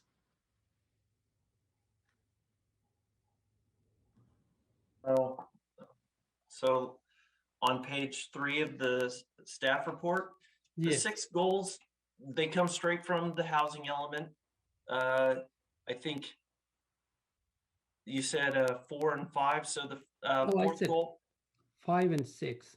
oh, 5 and 6. So take action to overcome patterns of segregation, address disparities in housing needs and access to opportunity, and foster inclusive communities. I think overall what you're trying to do is make sure that you're not throwing all the affordable housing in one area of town. You're spacing it out throughout the community. And one thing that HCD really did like was how the city spaced out all of its housing. The Notch annexation is a big deal for this community. Being able to take Carillion and connect that over to C Street and A Street, that connection, connecting the east part of town and the west part of town, that's a big deal. As we're developing new neighborhoods, we need to make sure there's continuity of design, that we're providing different types of housing. The general plan does that. And that's really what we're trying to do is reduce segregation and make sure we have opportunities. By opportunities, a lot of times that's retail in areas, that you have schools, you have services, whether it be transit. So that's really what that goal is talking about. And then on 6, reduce constraints to housing development and maintenance. And that's trying to streamline the process of developing housing. A lot of times in the last 3 years, this community has approved a lot of housing. And I think we've shown a track record that as long as it's consistent with the general plan, as long as it's consistent with the zoning code, it's processed in a timely manner. And, for a lot of the developers, time is money, that you don't have a project just stagnate. This council has also taken a look at a number of projects and upzoned them, taking them from some of our 10,000 square foot lots, whether it be like the Veranda project comes to mind, like Katarina Estates comes to mind, where we took projects, we upzoned them, still so that they fit within the neighborhood. But the state wants to see that. They want higher densities, but as long as they meet the needs and they look right for this community, that's what matters. And that's, I think, what goals 5 and 6 are looking to accomplish. And Mr. Hoffman, the number 5, and we said we try to spread all over in the city, but on the west side, I do not see any affordable housing on the west side of the town. So all are look like in the east side. Here, wait, if I could go back to sharing my screen. So a lot of the housing is on the west side of town because that's where the new development is taking place. If you look, on the east side of town, that's where the new development's taking place. Why don't we have a lot on the west side of town? It's already built out, it's already established, and we're required to provide new housing.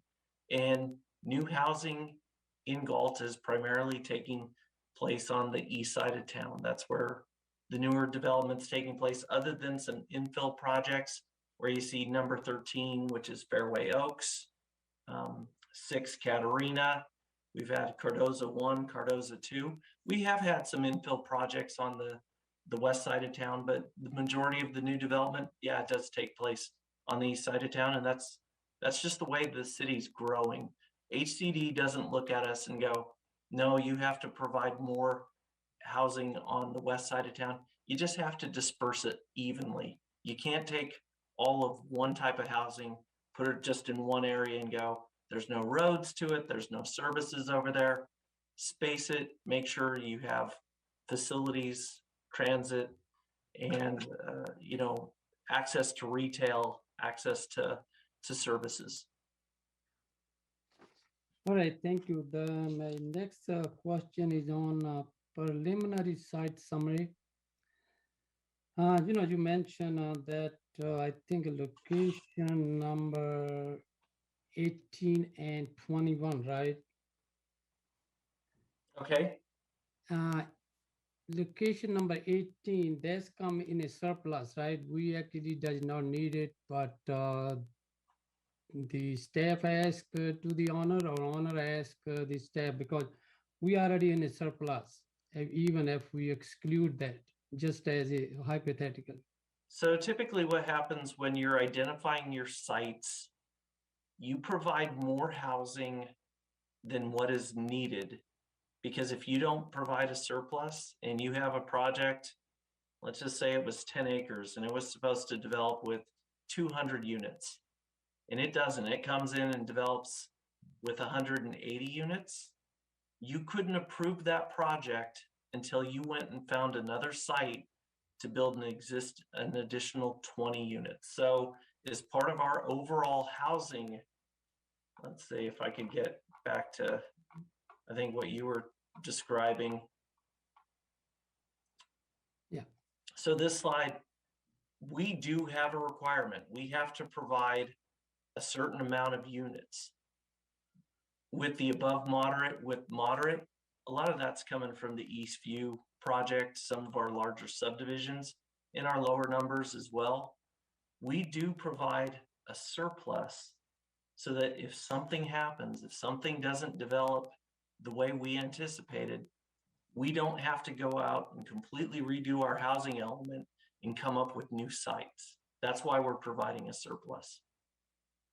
And if I could add to that very quickly, even though the arena is 1,900 and some odd units, the state actually requires that you provide 20% more.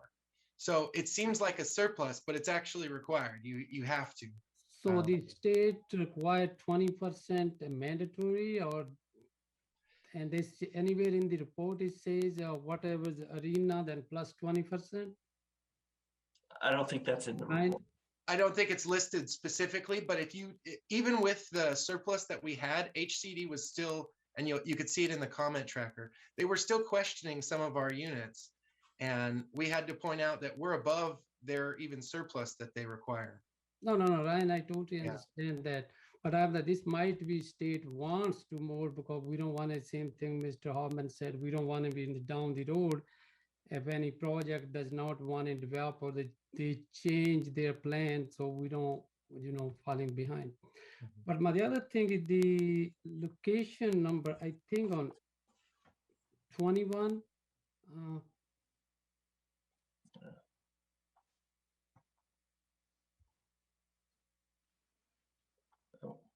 Okay, 21. Yeah, 21. There's still in the county. That location is not in the city yet, right? That's part of the notch annexation that should be done in the next few months. That's a site that was designated as mixed use.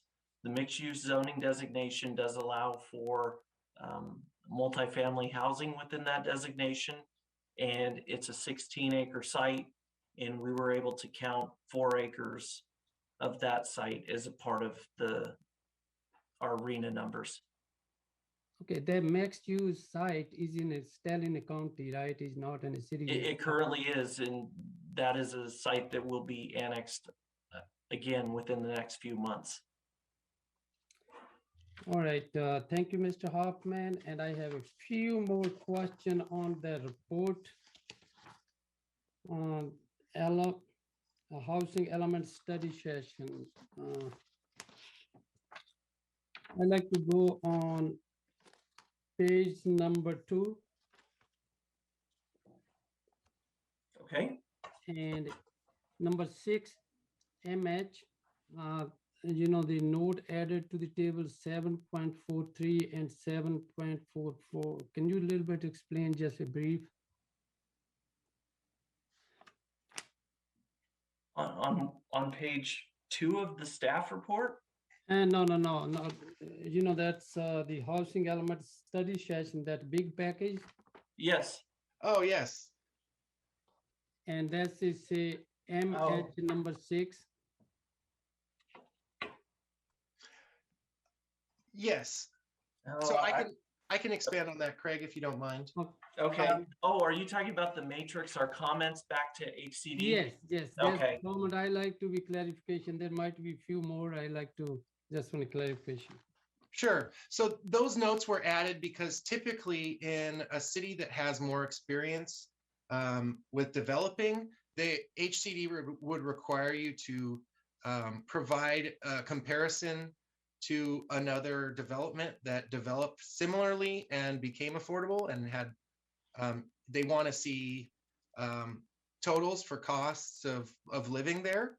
But since the city can't provide that, we just have to provide these notes for clarification. We can't provide a comparison that doesn't exist. All right, thank you. Then my next question is on the same page. There, one of the developer on the report said they also requested to build a ADU, and which developer that is? Oh, that's Morale Estates is going to be coming forward doing a design review, and they've asked to potentially have accessory dwelling units incorporated with the project design. That's going to be the first time this community's seen something like that. And so we came up with this idea that over 8 years, we anticipate that this city will build about 64 ADUs, 8 a year. And we'd agreed to that number. And then, COVID has wreaked a little bit of havoc with some of the state agencies. Their level of coordination and discussion isn't quite what it used to be. And they came back and said, well, we think it should be a lower number. And we said, no, we agreed to this number. And let us show you why we think it's going to be more. We're getting a lot more people contacting us about building ADUs. And hey, we even have a project that wants to build that. So that's part of our narrative back to HCD. All right, thank you. Then number 9 on the same report, there's the permit fees, 26,930. Correct. That fees was before, or that can be with the housing element? No, that's what they currently are now. HCD just wanted to know, what are our fees for building multifamily within this community? Okay, then my next question on the next page is application process time. That time is we are doing that, or that time just like an application for building permit 1 day? So those are the current processing times. They asked us to state what they are and then say, like, they don't want to see these to be months and months and months. So we stated what they are and said that it's not a constraint.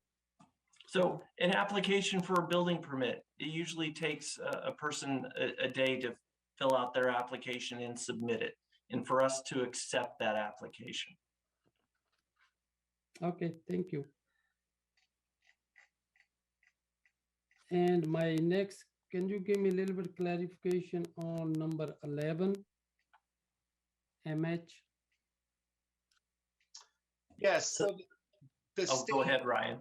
The state has a new there's a new state law that says if you have, if you want to set up a residential care facility with more than 8 beds, you can no longer require a conditional use permit in certain scenarios. So that clarification is to make that clear to the state that that the city won't have a conditional use permit in the future. So we as a city, we adopting that state's recommendation, right? So there does not need any use permit if you have the facility more than 5 units, right? We're going to have to update our development code. We have like 3 years to update that. So we have a number of programs within our development code and providing handouts that we need to prepare. All right, and that's it. So far, I will support that on a study session to support that that item. And thank you again. Thank you, Mr. Harmon. Thank you, Vice Mayor. Councilmember Papineau. Yes, First off, my compliments on a great job on the whole project. And thank you, Mr. Mayor, for asking the water question, and definitely wanted to hear that. So one quick question on page 36 of the PowerPoint. It says a streamlined development of affordable housing types. And you pointed out how we kind of streamlined everything. And in some cases, we're pretty quick with approving the upzoning. I just was curious, what other streamlining can we do, or do we do for affordable housing as opposed to the other housing types? Okay. What? Oh, go ahead, Ryan.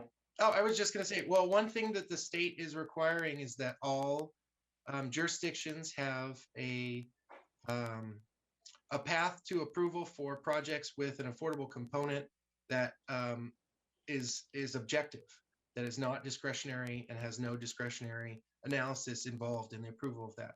So that's one of the things that the city is going to have to adopt in the next 3 years is, and cities and counties all through the state are considering this. And one of the things that will be considered at that time is who you want it to apply to. Do we want it to just apply to the minimum as defined by the state? Do we want to go further and streamline the development of residential housing beyond that? And that's something that will need to be decided at that time. Thank you. Streamline, Mr. Lester, as in don't get in the way of it. Yeah, so the state calls it streamlining, but really, yeah, it's just a matter of removing any discretionary review from the process. So no design review. You can have standards as long as they're objective, and they have to be understood by everyone, both the developer and the person on the other side of the counter, equally. They have to be clear. But to read between the lines here, basically limiting an elected body such as us who represent the people of Galt to really have much say in anything. I mean, if we zone according to, if we approve this housing element, which I'm most likely we will come September. If somebody comes in and says, I want to build a 300 unit housing development in a set area, if we don't really think the project fits or we don't really like something about the project, I mean, other than design changes and stuff, I mean, we really can't get in the way of it, even if there was public opposition, right? Right. The state is trying to make it harder for you to say no. Yeah, it's lovely. I have a really interesting question for you, Lester. I'm sorry, Mr. Lester. And maybe you or Jim can answer it. So what I was disturbed by when I first saw this a while back was why Galt seemed to have been singled out.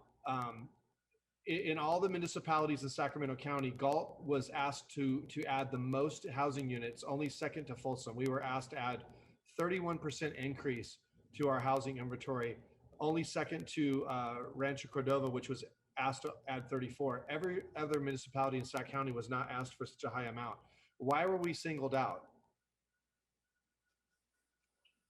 Ryan, you want me to start? Yeah, go for it, Jim. Well, that's a mystery, and it's still difficult for us to kind of parse out how the reallocations work. But the HCD worked with SACOG to allocate the units, and there are very complex formulas they use that are a combination of growth projections, available land, zoning, general plan. So it's a jobs housing balance. So a whole range of topics that go into that. So there was a process that SACOG went through, I don't know, maybe 2 years ago, that all the jurisdictions had an opportunity to participate in. Frank, I did not participate in it, so I'm not clear on how the results came out to have Galt have a higher kind of percentage of allocation than some of the other jurisdictions. So I can't answer that specifically. I do want to go back to your earlier comment about folks coming in with 300 unit development and not having discretion. The theory behind what Ryan was talking about earlier with the objective design standards is the state saying, if you have land that is designated in your general plan for housing and your zoning code designates it for housing, then you've essentially said housing's okay there at that density. And what the state is saying is, we want to limit your discretion to decide whether or not you like that specific housing project or not, if it meets all these other objective criteria. So that's what, it's not so much forcing housing that you weren't planning for. It's limiting your discretion to decide, is that a well-designed project? Is that the kind of project we want here? Does it look okay? But the objective design standards that Ryan was talking about really provides the city an opportunity to decide in advance what you want the projects to be like. So you go through a process of establishing these standards, just like you've established your zoning standards that says what your height limits are, what your setbacks are, when you decide what your design requirements are as well. And then that essentially frames what these projects, future projects, have to comply with before they can get that administrative or ministerial approval. So it does limit your discretion on each project down the road, but you still have the discretion today to decide what you want to see in those projects. And this is sure. And I was going to add, this is something that we need to update. Our development code is going to have these design standards in them. And once we put them in, it's going to help. But it also goes back to why the site selection is so important, that we're placing housing in certain places. And a lot of the housing that we're doing, even HCD says, the ideal site is somewhere between like 4 to less than 10 acres. So the concern about, hey, are we going to build a 300 unit facility someplace?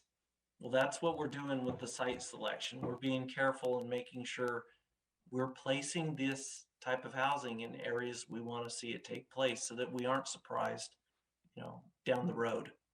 Yeah, I know. I get what you're saying. That makes sense. I just, things change in 9 years. I mean, maybe I'm saving my money up to buy a certain thing, and then maybe in a couple of years I decide I don't want to buy that certain thing. I want to go a different direction. I mean, people change, elected bodies change. I just don't like the idea of things being removed. I mean, I'm not anti-growth. I mean, I think I've represented my willingness to approve projects.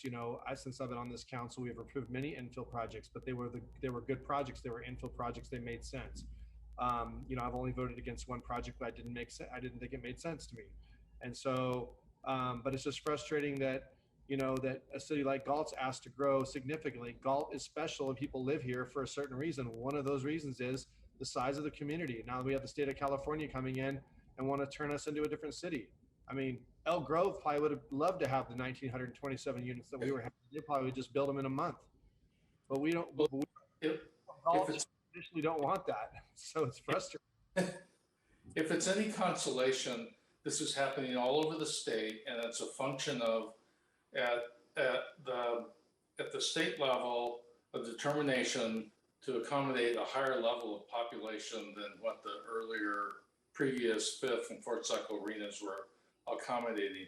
They have the population projections have ramped up substantially that are the base for RENA. And so we're working with one jurisdiction that has a 900% increase in their RENA from the Fifth Cycle. So that's some consolation to you, other than to know that you're in it with a lot of other jurisdictions that are equally frustrated about not only having to accommodate so many more units, but have it potentially change the character of the community. And it's, I sympathize with your frustration. And I'm not quite sure how to deal with it, but it's become universal, I think. It's just a pill. And so here's our obligation. We're providing the opportunity. We're siting and locating 1,926 units. Do I think 1,926 units are going to build in 8 years in Galt? No way. Never happen. But we're meeting our state obligation and we're citing those. They don't all have to build, just the opportunity has to exist for that to take place. And we've met that obligation. Well, I hear you, Craig, and hopefully you're right. But I've heard a lot more powerful officials than yourself, no offense, say that certain things weren't going to happen, and then we just saw them unfold on TV. So anyways, Mr. Lozano, you have your hand up? Yeah, I just want to make a comment in regards to RENA and kind of the what appears, at least from my perspective, the genesis of it. The current administration at the state level has really made a push for housing in the last 2.5, 3 years, and so I think what you're seeing is policy related to housing being pushed down to the local level, and I don't even know that even regional bodies have an opportunity to defend against it, and so again, I've said it a million times too, is the unfunded mandates that constantly come from the state are horrible, and I'll give you an example. With this whole huge increase across the region of RENA numbers, there's a city in Yolo County that has a huge university. They 9-10 months a year, they have however many thousands of students that attend that university. There for a while, and I don't even know what the final outcome was, but they were not able to count the housing that those university students lived in because they're not permanent residents. And so I mean, this whole cycle has been kind of it's my first, but seems to be kind of weird, and I don't know what the answer is. I would agree with Mr. Hoffman that I can't imagine. I mean, I've asked to pull that up, have the numbers pulled of our actual permits pulled and houses built in the last 5 years, and I would be shocked also if 1,900 houses were built in 8 years or units were built. But it's frustrating. It's absolutely frustrating. So that's it. Thank you. One last question, or maybe it's just there's a lot of talk about the population of California. I mean, there's a lot of people that say, oh no, it's not going to be, but I mean, I wouldn't bet against the fact that the people exiting California, they've already shown where more people are leaving than coming in, at least this last year. And they're trying to chalk that up to various reasons that they say will not repeat themselves. But I mean, it's weird that they're requiring all this additional housing, like they foresee some kind of need, but yet the numbers of people exiting the state don't seem to match up with that. Any thought on that, Mr. Lester? Well, I'm sure we all have our opinions on that. I think the state would try to argue that the people are already there and that the housing need is such that the prices are through the roof. And so, that's their argument, is that we need to get the prices down, even with people leaving, I think is their perspective. Like I said, we all have our opinions on that. Thank you. Does any other council member have any questions for Mr. Lester or Mr. Harnish or any of your staff on this item? Well, I think it's been a good discussion. A lot of stuff been raised. I mean, I know we've been talking about this for a long time, so I enjoy hearing all the comments. Thank you for the reports, gentlemen, and all the work you've done on this and making us be good little people of Galt and do our part in this great state. I say that with a lot of sarcasm, but anyways. No kidding. So, Mr. Mayor, I've got 2 requests. The first is I'm looking for direction to bring this item back to your September 7th meeting. And the second is if all the council members can keep their packet so we don't have to reprint out all these documents again. Was there a consensus amongst the council that bringing this back as it's been presented to us so far is yes fine? Okay. I'm agree. All right. Yeah. I don't know if we really got a choice. Exactly. Yeah. With our arms twisted, it's a yes. We will get this back in the newspaper so that it's a publicly noticed meeting, and we'll be bringing back the housing element, the environmental document for you to approve. And If any council members have any questions as you're reviewing this, please let me know. All right. And also, if we know property owners that want to do something different, send them Craig's way so he can keep a running list. Yes. All right. Thank you, sir. Thank you, everyone involved. Appreciate it, gentlemen. Thanks for joining us. Great. Bye-bye. All right. Is there any public comment on this particular item, Ms. Hubert? No written comment. Ms. Roddicker, do we have any hands raised online? I have no hands raised online. All right, moving on then. Next item is item H, our regular calendar from our city manager's office is going to be our coronavirus COVID-19 update from our city manager, Mr. Hines. Go ahead, sir. Good evening, everyone. Can you see the PowerPoint?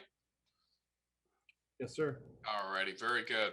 So this is the latest information regarding the cases in Sacramento County and the cases in the city of Galt. As you can see, the cases in Sacramento County have grown by 6%, or almost 7,500 cases countywide. The number of deaths have increased by 38 in Sacramento County. The number of cases in our city of Galt, or in our zip code of Galt, is 154 cases. So we've got quite an increase in caseload. That's about 5%. And the number of deaths has increased by 1. And all of these have measured since our last council meeting on August 3rd. Sacramento County's daily cases. So back on the week of July 1st, 2021, the caseload was 7.2 cases per 100,000 residents. As of today, that caseload is now 30 per 100,000 residents. So you can see there's tremendous growth there. Hospitalizations, similar story. 60 patients on June 15th, 2021. We're now dealing with 414 patients as of today.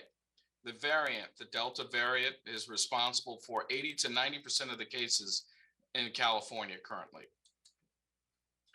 64% of all eligible Californians are fully vaccinated.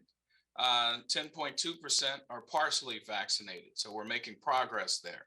49.8% of all eligible Sacramento County residents are fully vaccinated. And here's the best news of the night, folks. 51% of all eligible residents in Galt have been fully vaccinated. So we're happy to see that. Sacramento County dashboard has been updated to include full vaccinations by city. So as you recall, during our prior meetings, we were hovering right around 40% of the folks were partially vaccinated. So it's great that the county has updated their metrics and our folks have responded, and 51% of our folks are now fully vaccinated. The city continues to administer the COVID-19 rapid antigen test every Thursday at the Parks and Recreation offices. Test results are available within 15 minutes, no appointment necessary. Testing available on Thursday, 7 a.m. to 12 p.m. And due to the high testing numbers, the testing location has been moved to the Cibola Center. Beginning Thursday, August 20, will be moved to the Cibola Center beginning Thursday, August 26. Testing locations can also be found region-wide at the URL at the bottom of the page, and that's the Sacramento County vaccine URL. And Mr. Mayor, that concludes my report for COVID-19 for this week. All right, thank you, sir. Is there any public comment on this particular item, Ms. Hubert? No written comment. Okay. What about hands raised online, Rose? No attendees hands raised online. Okay, Mr. Vandenberg, you have your hand up. Thank you, Mr. Mayor. Mr. Hines, you mentioned that testing is up. Do you know the percentage? Are we testing at 200-300% more, 20% more? I don't have those numbers, council member. Okay, do you know, are but hang on, the Parks Director Solis may have some information for you.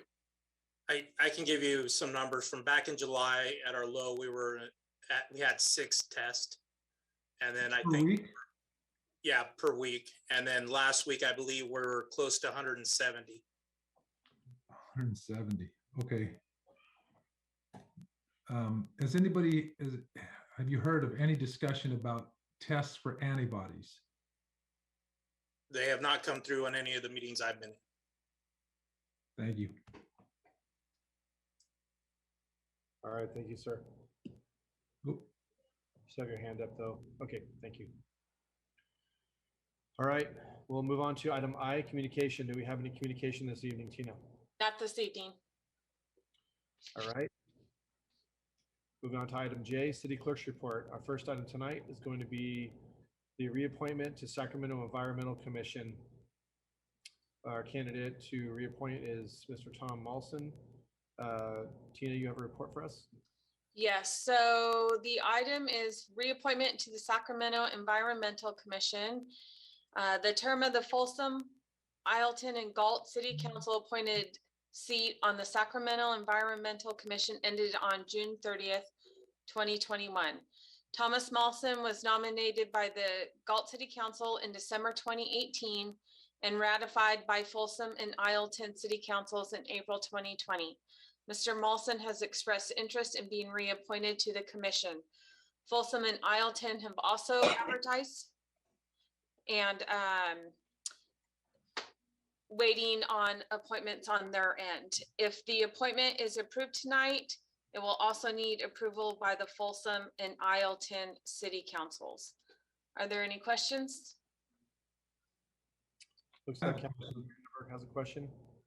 Yeah, considering the information that I assume everybody received about Mr. Malson, I was curious if the council would prefer to table this matter until maybe more research and verification can be done considering the information we were given. Any comments on that? On Mr. Vandenberg's comment? Does anybody else have an interest in tabling this item or? I would also like to table to the next council meeting. Okay. I mean, I think in light of the information that's been brought forward, I think it would be our due diligence to, Mr. Lozano, go ahead. Oh, I didn't mean to interrupt you mid-sentence. I just have a hard time clicking this thing sometimes. I think in all fairness, we need to at least give a headline and a little blurb about the information because this is a public meeting and we have an agendized item. Sure.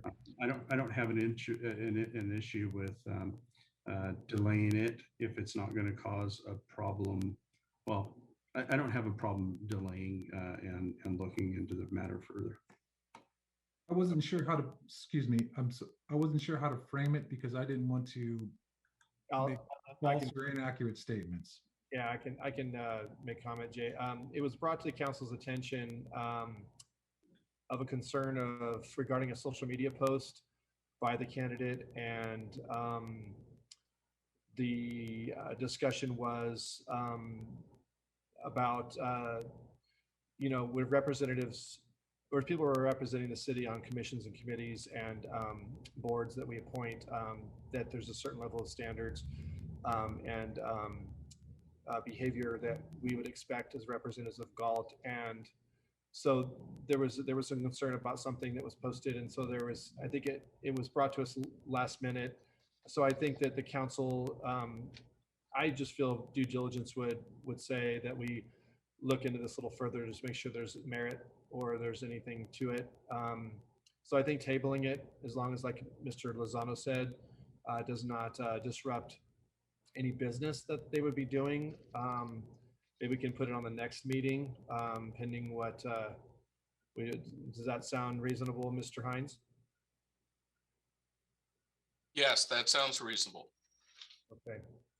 Well, I think there's at least a majority, even with not to leave Mr. Papineau out, but I think we have a majority consensus that we would table the item to do some further Unless you wanted to make a comment, Mr. Papineau, I don't want to leave you out of the decision here, but I just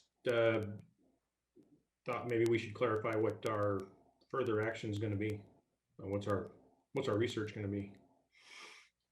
well, I think me personally, again, I was only able to look at it briefly, but I think that again, social media is a minefield, and but I think we just want to make sure that I just want to make sure that the people that we appoint to the positions and represent the city are going to act professional and represent the city as we would want us to be represented, not just on official capacity, but outside of those parameters. I am a big proponent of free speech, but with that being said, but I do think that that there are other guidelines that had to be considered when you're being asked to do stuff. So that's just my feeling. I think we could easily look into it and see how the council feels.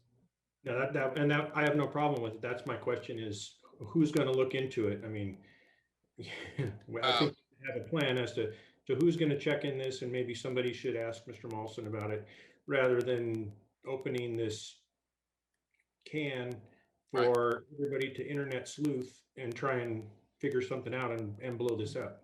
Right. So definitely, just sorry to cut you off, Mr. Hines. Absolutely, Mr. Molson we would reach out to Mr. Molson and engage him with that. I mean, there's no question he deserves to be presented with whatever, and he can give his side. So, Mr. Hines, go ahead. I was just going to suggest that I would reach out to Mr. Molson and discuss this particular issue and try to come up with the background on the issue, and I'll send a memo to council and CC the city attorney and make sure the council has all the requisite background information. At that point in time, I will also let the gentleman know that there are standards that are part of the expectation of appointees and commissioners, committee members and commissioners that are appointed by this council, and just to make sure that we're clear on the expectations. So I'll have a report for council before the next meeting if I can get a meeting with Mr. Molson. Okay, thank you, sir, for doing that. With that clarification, I have no problem tabling it. Okay. So do I have a motion? Since it's Yeah, do we need a motion and a vote to do that, or just a consensus? a motion. So moved. Moved by Councilmember Vandenberg, Second. seconded by Vice Mayor Sandu. Have a vote, please. Vice Mayor Sandu, Aye. Councilmember Papineau, Aye. Councilmember Vandenberg, Aye. Councilmember Lozano, Aye. Mayor Farmer. Aye. Motion is approved 5-0.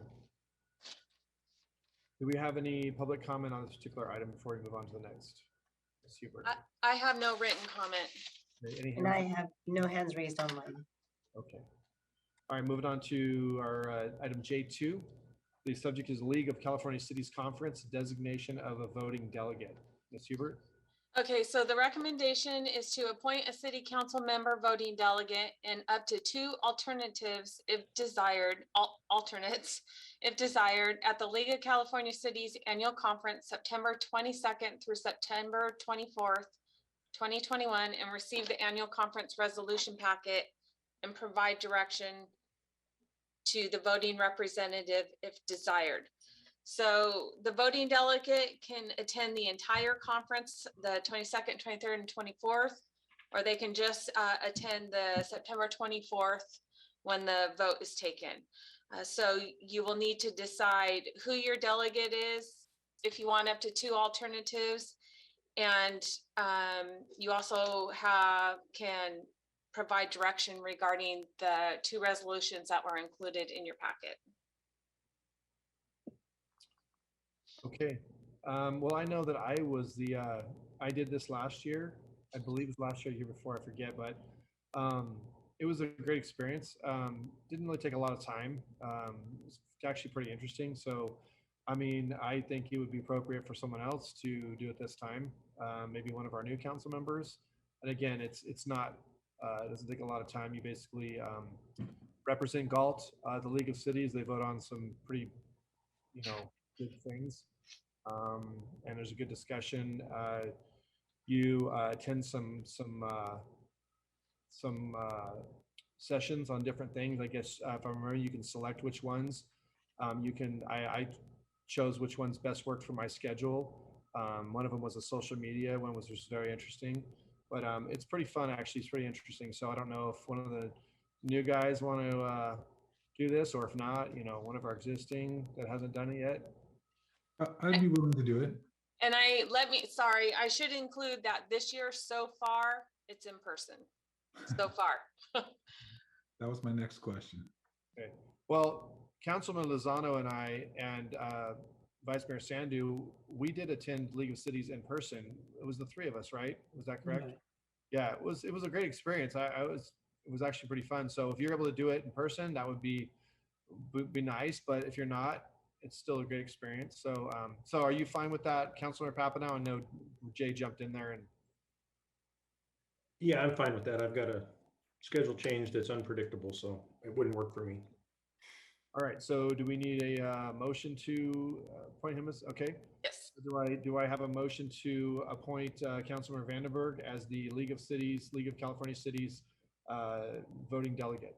Moved. Moved by Councilman Lozano, and I will second that. Can I have a roll call vote, please? Vice Mayor Sandu, Aye. Councilmember Papineau, Aye. Councilmember Vandenberg, Aye. Councilmember Lozano, Aye. Mayor Farmer. Aye. Approved 5-0. Thank you. Thank you. You're welcome. Do you have any public comment on that particular item, Ms. Hubert? No written comment. Okay, anything online, Rose? No hands raised. All right. All right, we'll move on to our next item, K, comments by staff. Mr. Hines? Yes, thank you, Mr. Mayor. Our Parks Director, Armando Solis, will elaborate on the statements I'm about to make, but I wanted to make the public aware that we are providing entertainment on Fridays and Saturdays. We are still running the Friday market down at the Old Galt down on 4th Street. And so we invite you all to join us. We have a shuttle that circulates throughout the city on Friday nights and takes folks from the northeast sector of the city down to downtown and sort of rotates back to the northeast section. And there are a number of stops in between. So you are welcome to partake in the shuttle if you don't want to drive down to 4th Street. Our attendance numbers have been low for the last couple of weeks, and we are sort of determining whether or not to continue the shuttle. We'll have one more week of service, and that'll sort of make or break the decision as to whether we continue it. But I wanted to make sure that the public knew that that service was available in case you didn't want to didn't want to drive down to the Friday night market. The other thing I wanted to remind everyone is on alternating Saturday nights, we are running movies and concerts down on the Galt Market property and on the Veterans Field property. And so there are entertainment opportunities for everyone on Friday and Saturday nights. It's outdoors. We ask that you observe the requirements that the county health officer has laid down. And as long as we're outdoors, things are a little safer. And so all of these events that I just explained are just all outdoors. And I wanted to let the public know. And with that, I'll pass the baton over to Director Solis, our Parks and Rec Director. Good evening, Mayor and City Council. I'm done. Lorenzo covered everything. I just wanted to go over a couple of things with you guys. There was some social media posts about use of our fields. And, there weren't, it wasn't quite truthful. And so I shared this with our Parks and Rec Commission the other day, and they found it quite interesting because they didn't realize exactly how many organizations and people use our fields here in the city of Galt. So I put together a chart for you. Let me see if I can get to it. Mr. Solis, can I interrupt and just get a little bit of clarification? What are we talking about here? What fields? So I'll go over those. We're talking the sports complex, Greer Middle School, the Basin, McCaffrey, Walker Park, those type of fields. Okay. So I put together a list of what we traditionally use or people that have used in the past. We have 15 organizations vying for field time. A lot of them are at the same time. You have a lot of competitive teams. So traditionally you'd have a soccer season, baseball season, but now these travel teams are going year round. So they're trying to use our fields. And I just wanted to give you kind of a glimpse here of exactly who's vying for which fields. Are you going to share a PowerPoint with us, sir? I'm sorry, I thought I was sharing. Okay. I was going through my screens like everything here. No problem. That's why we're here to help. How about now? No. No. Rose, does he have? Yeah, I just gave him co-host permissions. Try Okay. it again, Mondo. Ready. Little lights aren't twinkling, Clark. There you go. There we go. Let me get back to, so these are the organizations, the 15 organizations that have historically used our fields. You can see everything from baseball to soccer to rugby, cheerleading. The schools actually use our fields also, the high schools at McCaffrey.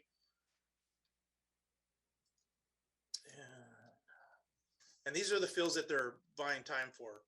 You can see it's not as simple as I want to use this field, let me use it. They're actually competing with other leagues too. And we do our best to try and accommodate all requests. But when I have a request from an organization that has 30 kids versus an organization that has 560 kids and they want equal playing time, we just can't do that. You know, this 30 team organization wants 3 days a week, where the 560 team organization or player, they need 5 days a week. So we try our best to get everybody in.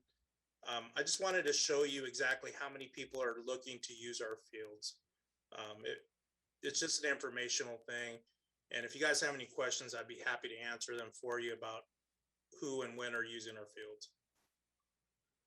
Armando, I don't remember the exact verbiage of the post. I did read it, but I think some of the mention was about that the school district was suddenly changed their mind or policy or something about letting them use, which obviously wouldn't be under the city's control. Do you remember what that was? Or yeah, they basically it made it sound like we had control over the school district's fields, and we don't.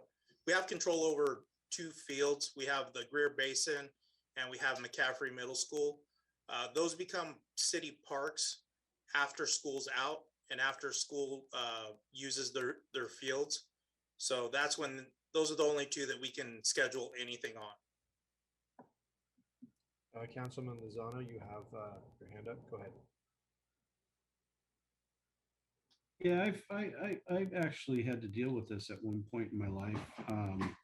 And I'd be happy to sit down with Mr. Hines and or Mr. Solis to kind of bounce some ideas off. I think the general concept should be what is the primary, first of all, deciding which are recreational teams and or leagues and which are competitive, and then determining what each of their primary seasons are, and then kind of go from there and maybe bring these groups together and say, hey, here are the amount of fields we have.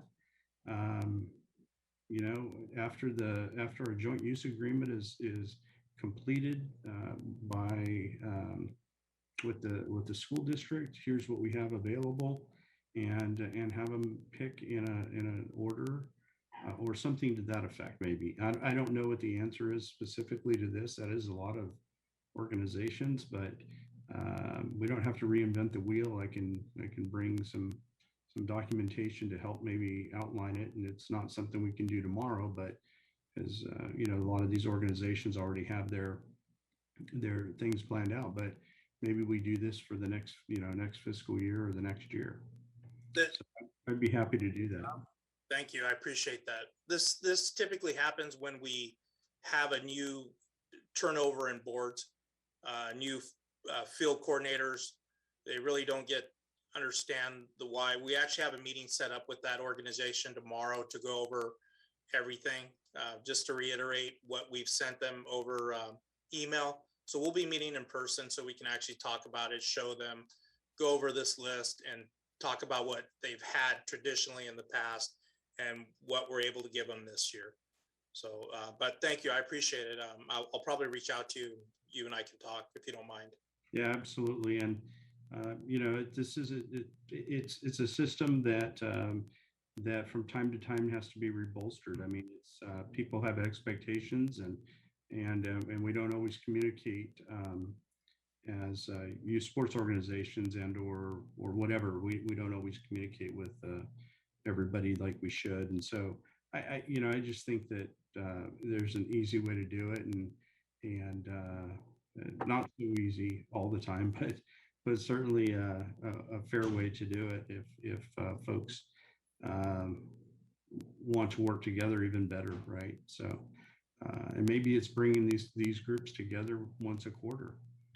Everybody in the same room and saying, hey, these fields are offline because I don't know, but we'll talk. Yeah, absolutely.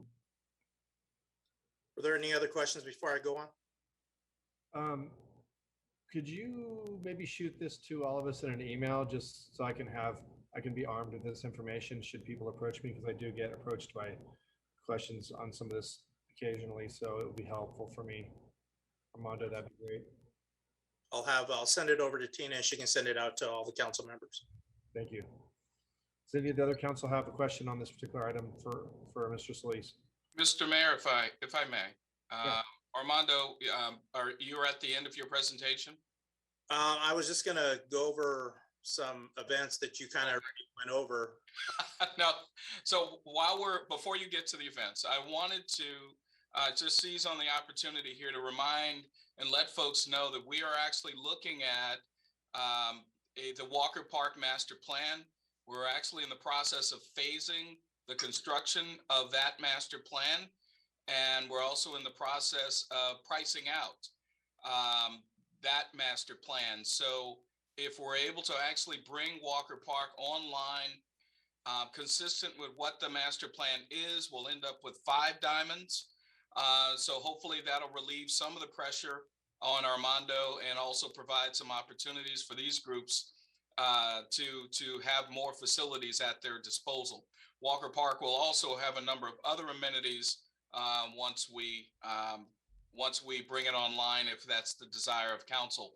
But I wanted to let everybody know that we're aware of this issue. We are taking steps to mitigate this as best we can, and we believe the Walker Park Master Plan is probably the best tool to mitigate this and also upgrade the experience, softball experience for all of these groups. And so Director Solis, I just wanted to mention that. All right, so I'm just gonna kind of go over what we talked about earlier. We have our farmers market. Our last farmers market will be on Friday, August 27th. And there's a couple of things that we're adding. We're adding the Fun Kitty Carnival rides, face painting, and more. And we're going to have a back to school theme. We're going to give out some free back to school items while supplies last. So that's not this Friday; it's the following Friday. And then, as we talked about, the shuttle, you see the stops here, and we are going to give it one more week. We had 9 people the first week, 0 people the second week. So I'm hoping people take advantage of this and come downtown and on our dime. Then we have our summer concert series. Gary Bohannon and the Bad Habits will be performing this Saturday at Veterans Field. And then here's the schedule for the remaining 3. And then we had our drive-in this weekend where there were some technical issues. Wind kind of wouldn't cooperate and blew down the screen, and we weren't able to hold our movie. The screen's 4 stories tall and able to hold up to 10-mile-per-hour winds, and they were just a little higher than that. So with that, I'm done. If you have any questions, I'd be happy to answer them. I have a question, Armando. and again, I'm very happy you guys are doing all these events. I know some of them, it's gonna take a little time to get, interest going and stuff. You have to be patient, and people always go, well, I didn't know about that. And so we have to, it takes time to get people out, get the word around and such. But regarding the farmers market, I've had a bunch of people, contact me lately, and they're like, the farmers market has been, overall has been a great thing. I think, obviously the days where it was really hot, the attendance was lower, and understandably so. But people have been asking, why the city didn't consider running the farmers market longer into the fall, like September and October, when we typically have fairly good weather, but it's a lot cooler and people are more apt to come out in the evening. So I'm just passing that question along to you. I don't have the answer to that, but We tried it last year and it just seemed to really, really die in September. And so that's why we scaled it back through August this year. okay. So I know the heat's just been, it's been bad lately, and so it's just unfortunately, about 7 o'clock it starts to get hopping, and then it's like over in an hour because that's the cool time of the evening. So, anyways, I just want to ask that question. Does anybody else have any questions for Mr. Solis on any of these items? All right. Well, thank you for that presentation, sir. Mr. Hines. All right. Thank you, Director Solis. Let's go with our the man of the hour, Community Development Director Craig Hoffman. You're gonna say, were we doing our Righteous Brothers on Friday? But that ought to bring out people to the farmers market. Oh, definitely. No, nothing tonight. I hear the frustration from the council. All I could say is, on September 7th, you don't have to deal with it for another 8 years. And that's it for me tonight. Very good. Thank you, Director Hoffman. Let's go with Public Works Director Mike Selling. Thank you, Lorenzo. Just a couple of things. As we touched on earlier, as far as the groundwater sustainability plan, there are 3 workshops, technically 4, coming up. And the first one's going to be next Thursday, the 26th. It is a webinar type of virtual workshop where they'll go over the plan, and the public review comment opens tomorrow. It will run through October 20th. So you got a good amount of time to look at this thing. It is a big document, I'll forewarn you, for anybody that's interested. But again, there will be a workshop virtual on the 26th. And then there's 2 scheduled, I think, for September 16th. One is, let me just pause. The one on the 26th is going to run from 6:30 p.m. to 8 p.m. So that's in the evening.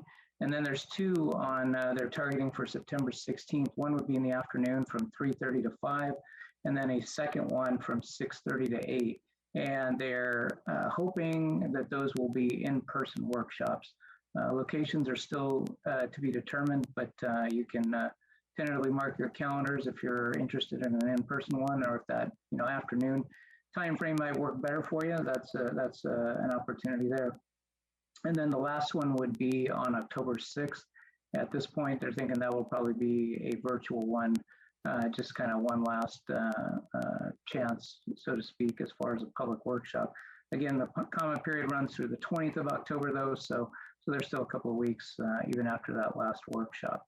The next thing I wanted to talk about is, I know we've mentioned it a couple times upcoming, is Cost Road. We're looking at a closure of the road at the railroad crossing.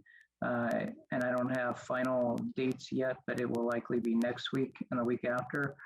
We anticipate up to a 2-week closure while the developer's contractor is making the utility connections there. And there'll be a detour as well, probably looking at Lincoln on the east side, and then First Street to F Street on the west side. And then last thing, I just kind of wanted to give a shout out of appreciation to our streets crew. The last couple of weeks, they've just had a lot of unforeseen kind of urgent response type tasks to handle, and they've handled it very adeptly, and we just really appreciate them being able to be so responsive and quick to resolve the matters. So With that, that's all I've got. Thank you. Very good. Thank you, Director Selling. Let's go with Economic Development Manager, Amy Mendez. Good evening. Just wanted briefly to touch on the C Street Enhancement Project. As many of you were present during our July 22nd workshop and walking tour, we've scheduled our second workshop. This is actually going to be held on September the 9th, which is a Thursday evening, again at Chabola. And we've pushed it back a little bit. It'll be starting at 6 o'clock. This is going to be a workshop to present the designs that the designers are going to be presenting the concepts that they've put together as a result of the feedback that was received during the workshop and walking tour. So those are going to be presented on Thursday, September 9th. We're going to start pushing the advertisements out this week. We just got confirmation on the date, and also wanted to mention that the results of the open house and walking tour, there's a summary that was presented and put together by the consultant team and city staff. And so that summary is on the C Street Enhancement webpage, and we'll be pushing that out through the newsletter this week. So our Connect with Galt newsletter will go out Thursday, and the link to the open house and walking tour summary will be presented there. Trying to be as transparent as possible with the project and make sure that everybody's comments are captured, and part of the designs that are going to be presented during the next meeting will really kind of capture some of those comments. So wanted to make sure that folks were aware of that. And again, we'll start pushing that out and advertising that within the next week or so. That's all I have. Thank you, Amy. No problem. All right. Let's go with Chief Richard Small. Thank you, sir. Good evening, Mayor and council members. Just a couple of quick things. Number one, and probably most importantly in light of the comments tonight, I want to remind the public that if there are traffic issues that you're seeing in real time, we ask you to contact us at the police department so that we can respond and hopefully provide some enforcement. If it's a situation that requires a 911 call, feel free to do so. If it's not, please use our non-emergency line. Also, with the work that we've done with the Public Safety Committee, we also have other mechanisms to report non-emergency and ongoing traffic concerns. You can do so online at galtpd.com. There's an online submission form. Additionally, we have a phone number dedicated exclusively to traffic concerns. That is 209-366-7062. We also have an email address used exclusively for traffic concerns as well. That is gpd.traffic@galtpd.com. So please let us know what's going on in the community so that we can respond appropriately. Second, we did have a slight delay in our body-worn camera program. The vendor had some shipping issues. So our original plan was to get everybody trained up and issue that equipment this last week. That was delayed, and we're looking at the 23rd and 24th of August now. We've received that equipment. It's just a matter of having the vendor come out now and provide the necessary training. And finally, I also want to recognize my staff as well.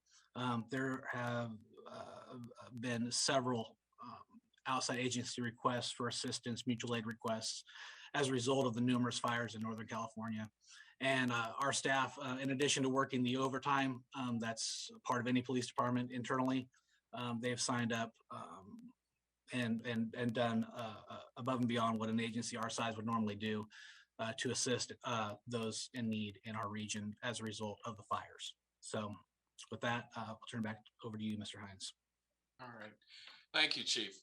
Let's go with City Attorney Frank Splendorio.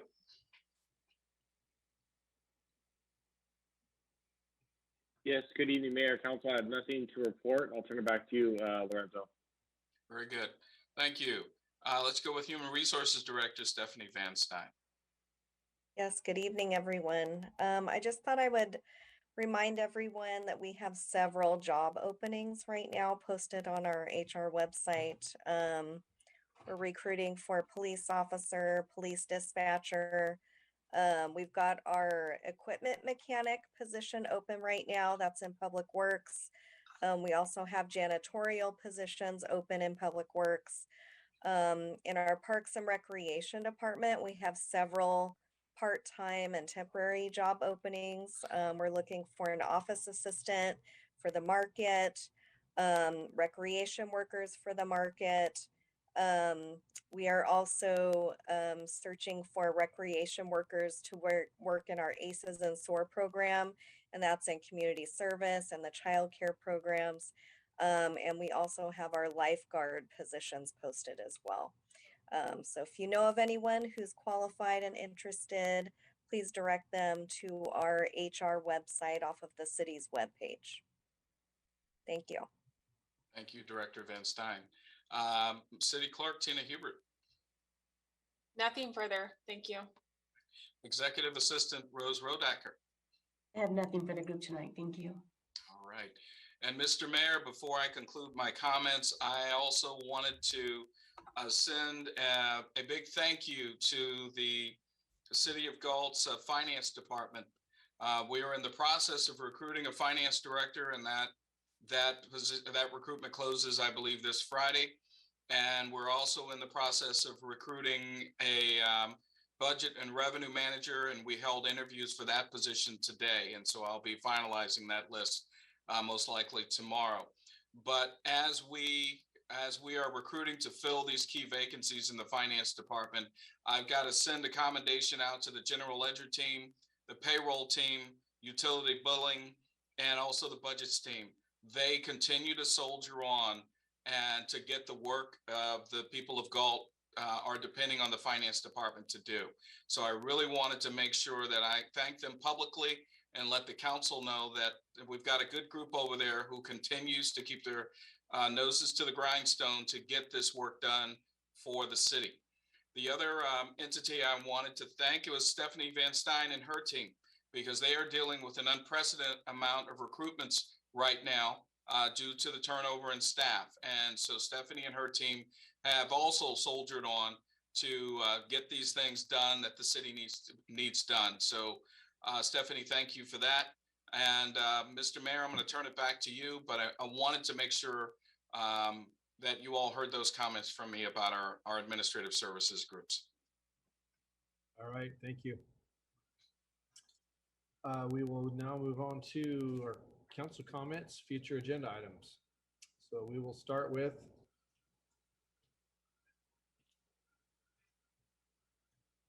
sorry, I was just reading something here. We'll start with our Vice Mayor, Mr. Sandhu.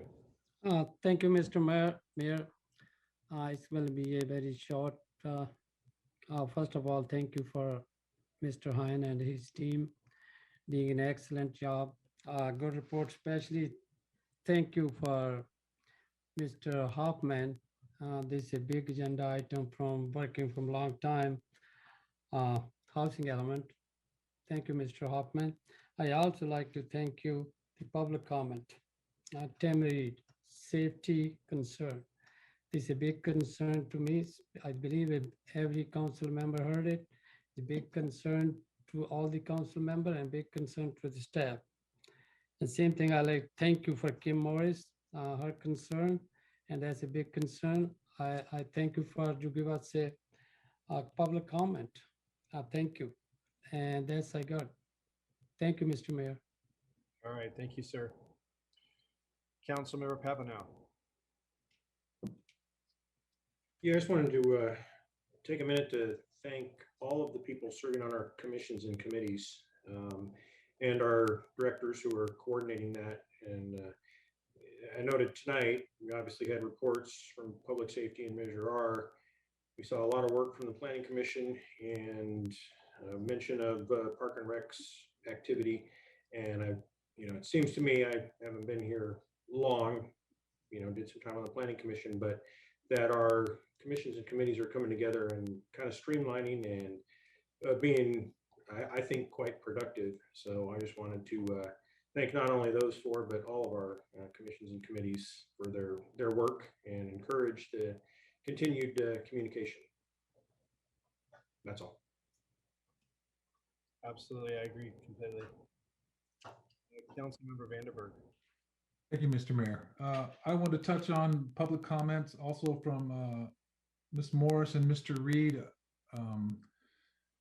All these things are quite concerning, and there are other areas that maybe haven't been mentioned, and some work and considerations done in the Cost Road area. I hope it results in some sort of action and resolution more than just a lot of discussion about statistics and things that we probably maybe should have kind of not do. I'd really like to see something done beyond that. I really appreciate everybody's efforts on the reports, and as Mr. Selling mentioned, that the hard work on difficult situations, and if we're not hearing about it on Facebook, people are certainly doing a good job. So thank you, everybody. Thank you, sir. Councilmember Lozano. Yeah, I'll try to be brief. I just had a question, I guess, for Mr. Hines, and it just kind of dawned on me a little bit ago. When we go back to in-person meetings, is there a way to explore here in our great year of 2021, the year of technology, explore the idea that we could still continue some online presence for our meetings? And I know we've had some discussion about it, but I think it's important that we have this mode still available for folks to interact and view online and make that kind of a staple of what we do moving into the future rather than temporarily. We'll definitely look into that, council member. I agree with you. It is, if there's been one bright spot in this last year and a half, is the utilization of technology to continue to bring us all together and to inform. So I definitely agree with you, sir. Appreciate it. And then public works staff, and I don't know if this Mr. Selling was talking about this with the road crew, but I was made aware of a situation, and I did forward it on to Mr. Selling that there was a leak in a water line, and the resident was actually like, man, I called and they were there in 10 minutes and had it fixed in 45. And we often don't see or hear about these things that are positive. I love social media. I think it's a great platform, but I think it's also can be toxic. But to hear positive things come out of different modes of communication is good. So I thought I would pass that on to Mr. Selling, and they did do an awesome job, So Mr. Selling, thank you again. And I hope that's what you were, I hope that was what you were referring to earlier. And then staff, thank you for answering all of my crazy questions here lately. I've had, I know I've taken up a lot of the city manager's time and getting clarification and trying to be proactive on a few things that are happening in the community. And they're always, responses are back to me in a timely fashion, and y'all are doing a good job, and feel free to let me know if you're getting overworked, because I know I send a lot your way. Just wanted to point out a couple of things. On Thursday, we're having a Walker Park check exchange with Assemblyman Cooper that I plan on attending, and then also I plan on attending the Firefighter Academy graduation Friday night up in Elk Grove, and hopefully that'll bring some new firefighters down here to our city, and it'll be a fun time, I think. So that's all I have. I appreciate the time, and thank you, staff, for all the reports. And again, I want to say ditto to what Mr. Sandu or Vice Mayor Sandu said about the public comment. It is important, and we don't get a lot of it, but when we do, it's safety. Certainly today, having a safety theme was real important. And I want to thank Mr. Reed for sending the council while we're in the meeting here, a note outlining his entire statement because he didn't realize what portion he left off on. So thank you, Mr. Reed and Ms. Morris, for expressing your concerns. Thank you, Councilmember. Mr. Vandenberg, you had something to add? Yes, thank you. Because of the ongoing fires, they're expecting particle, let me see if I can find it real quick.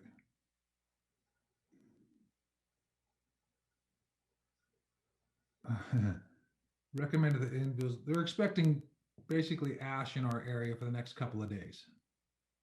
Make it brief. So that's how bad the fires are. It happened last year. So if you have people that are sensitive, maybe not, should consider not jogging, et cetera, et cetera. Thank you, Mr. Mayor. All right. Thanks for the information. I just want to start off by saying, yeah, thanks to staff, thanks to Craig for all his hard work on the housing element, even though he knows that we're all, you know, I guess I'll speak for myself. I'm very frustrated with it. I think the entire council, you know, has some frustrations with it, but you always make it very easy to understand. You take a really easy approach to things. And so I thank you for that. And thank you for always, you know, being so quick to address my questions and concerns. And that goes for all the staff that I, you know, do interact with questions and stuff. I know Public Works and Armando and Craig probably are the three that I interact with the most, where I have questions from the community. Sometimes I just don't want to bother our city manager with some mundane little question. So I'll ask, and everybody's very fast. I mean, literally, you know, answering me back on a Saturday in an evening when you don't have to. And so I really want to appreciate our success as council members and things that I am able to do in the community for people when they ask is only going to work with, you know, I'm only as good as the staff behind me that's able to do those things because I can't do them myself. So I appreciate all that. I want to send a shout out to TJ Gudati, who's now part of community development. He's on the code enforcement team. Looking forward to him doing some great work on that. Something that's near to my heart. And he's been great with PD for all those years. So I'm sure he'll be fabulous in his new role. And just want to close off with thank you to the people that made public comment, like other council members said. You know, we hear there might be 100 comments on social media about a particular topic, but we rarely have very much comment in a meeting. And so this is where really change can be made. And I know it's sometimes intimidating for people to come into a meeting or even come to a live meeting when we have those and speak, but it has a lot of weight to it. So I encourage people with their concerns. I mean, it's your community, so we want to hear from you. We are here to serve you. We need to hear from you. So if you have concerns, reach out to us. Come to meetings. Don't be afraid to comment. Last but not least, you know, school's back in. So piggybacking on the big topic tonight with safety, everybody please be conscious of how you're driving out there. You know, we got kids walking to school. We got a lot of cars with kids being transported to and from school. The last thing we want to do is have our kids return to school be scarred by a tragic accident. So please, everybody who's watching this, slow down, talk to your kids who have driver's licenses, tell them, put the phones down, be safe, drive safe. And with that, I think I will finish it off. So without further ado, we'll adjourn the meeting for this evening, 8:58 p.m. Everybody have a good night. Thank you.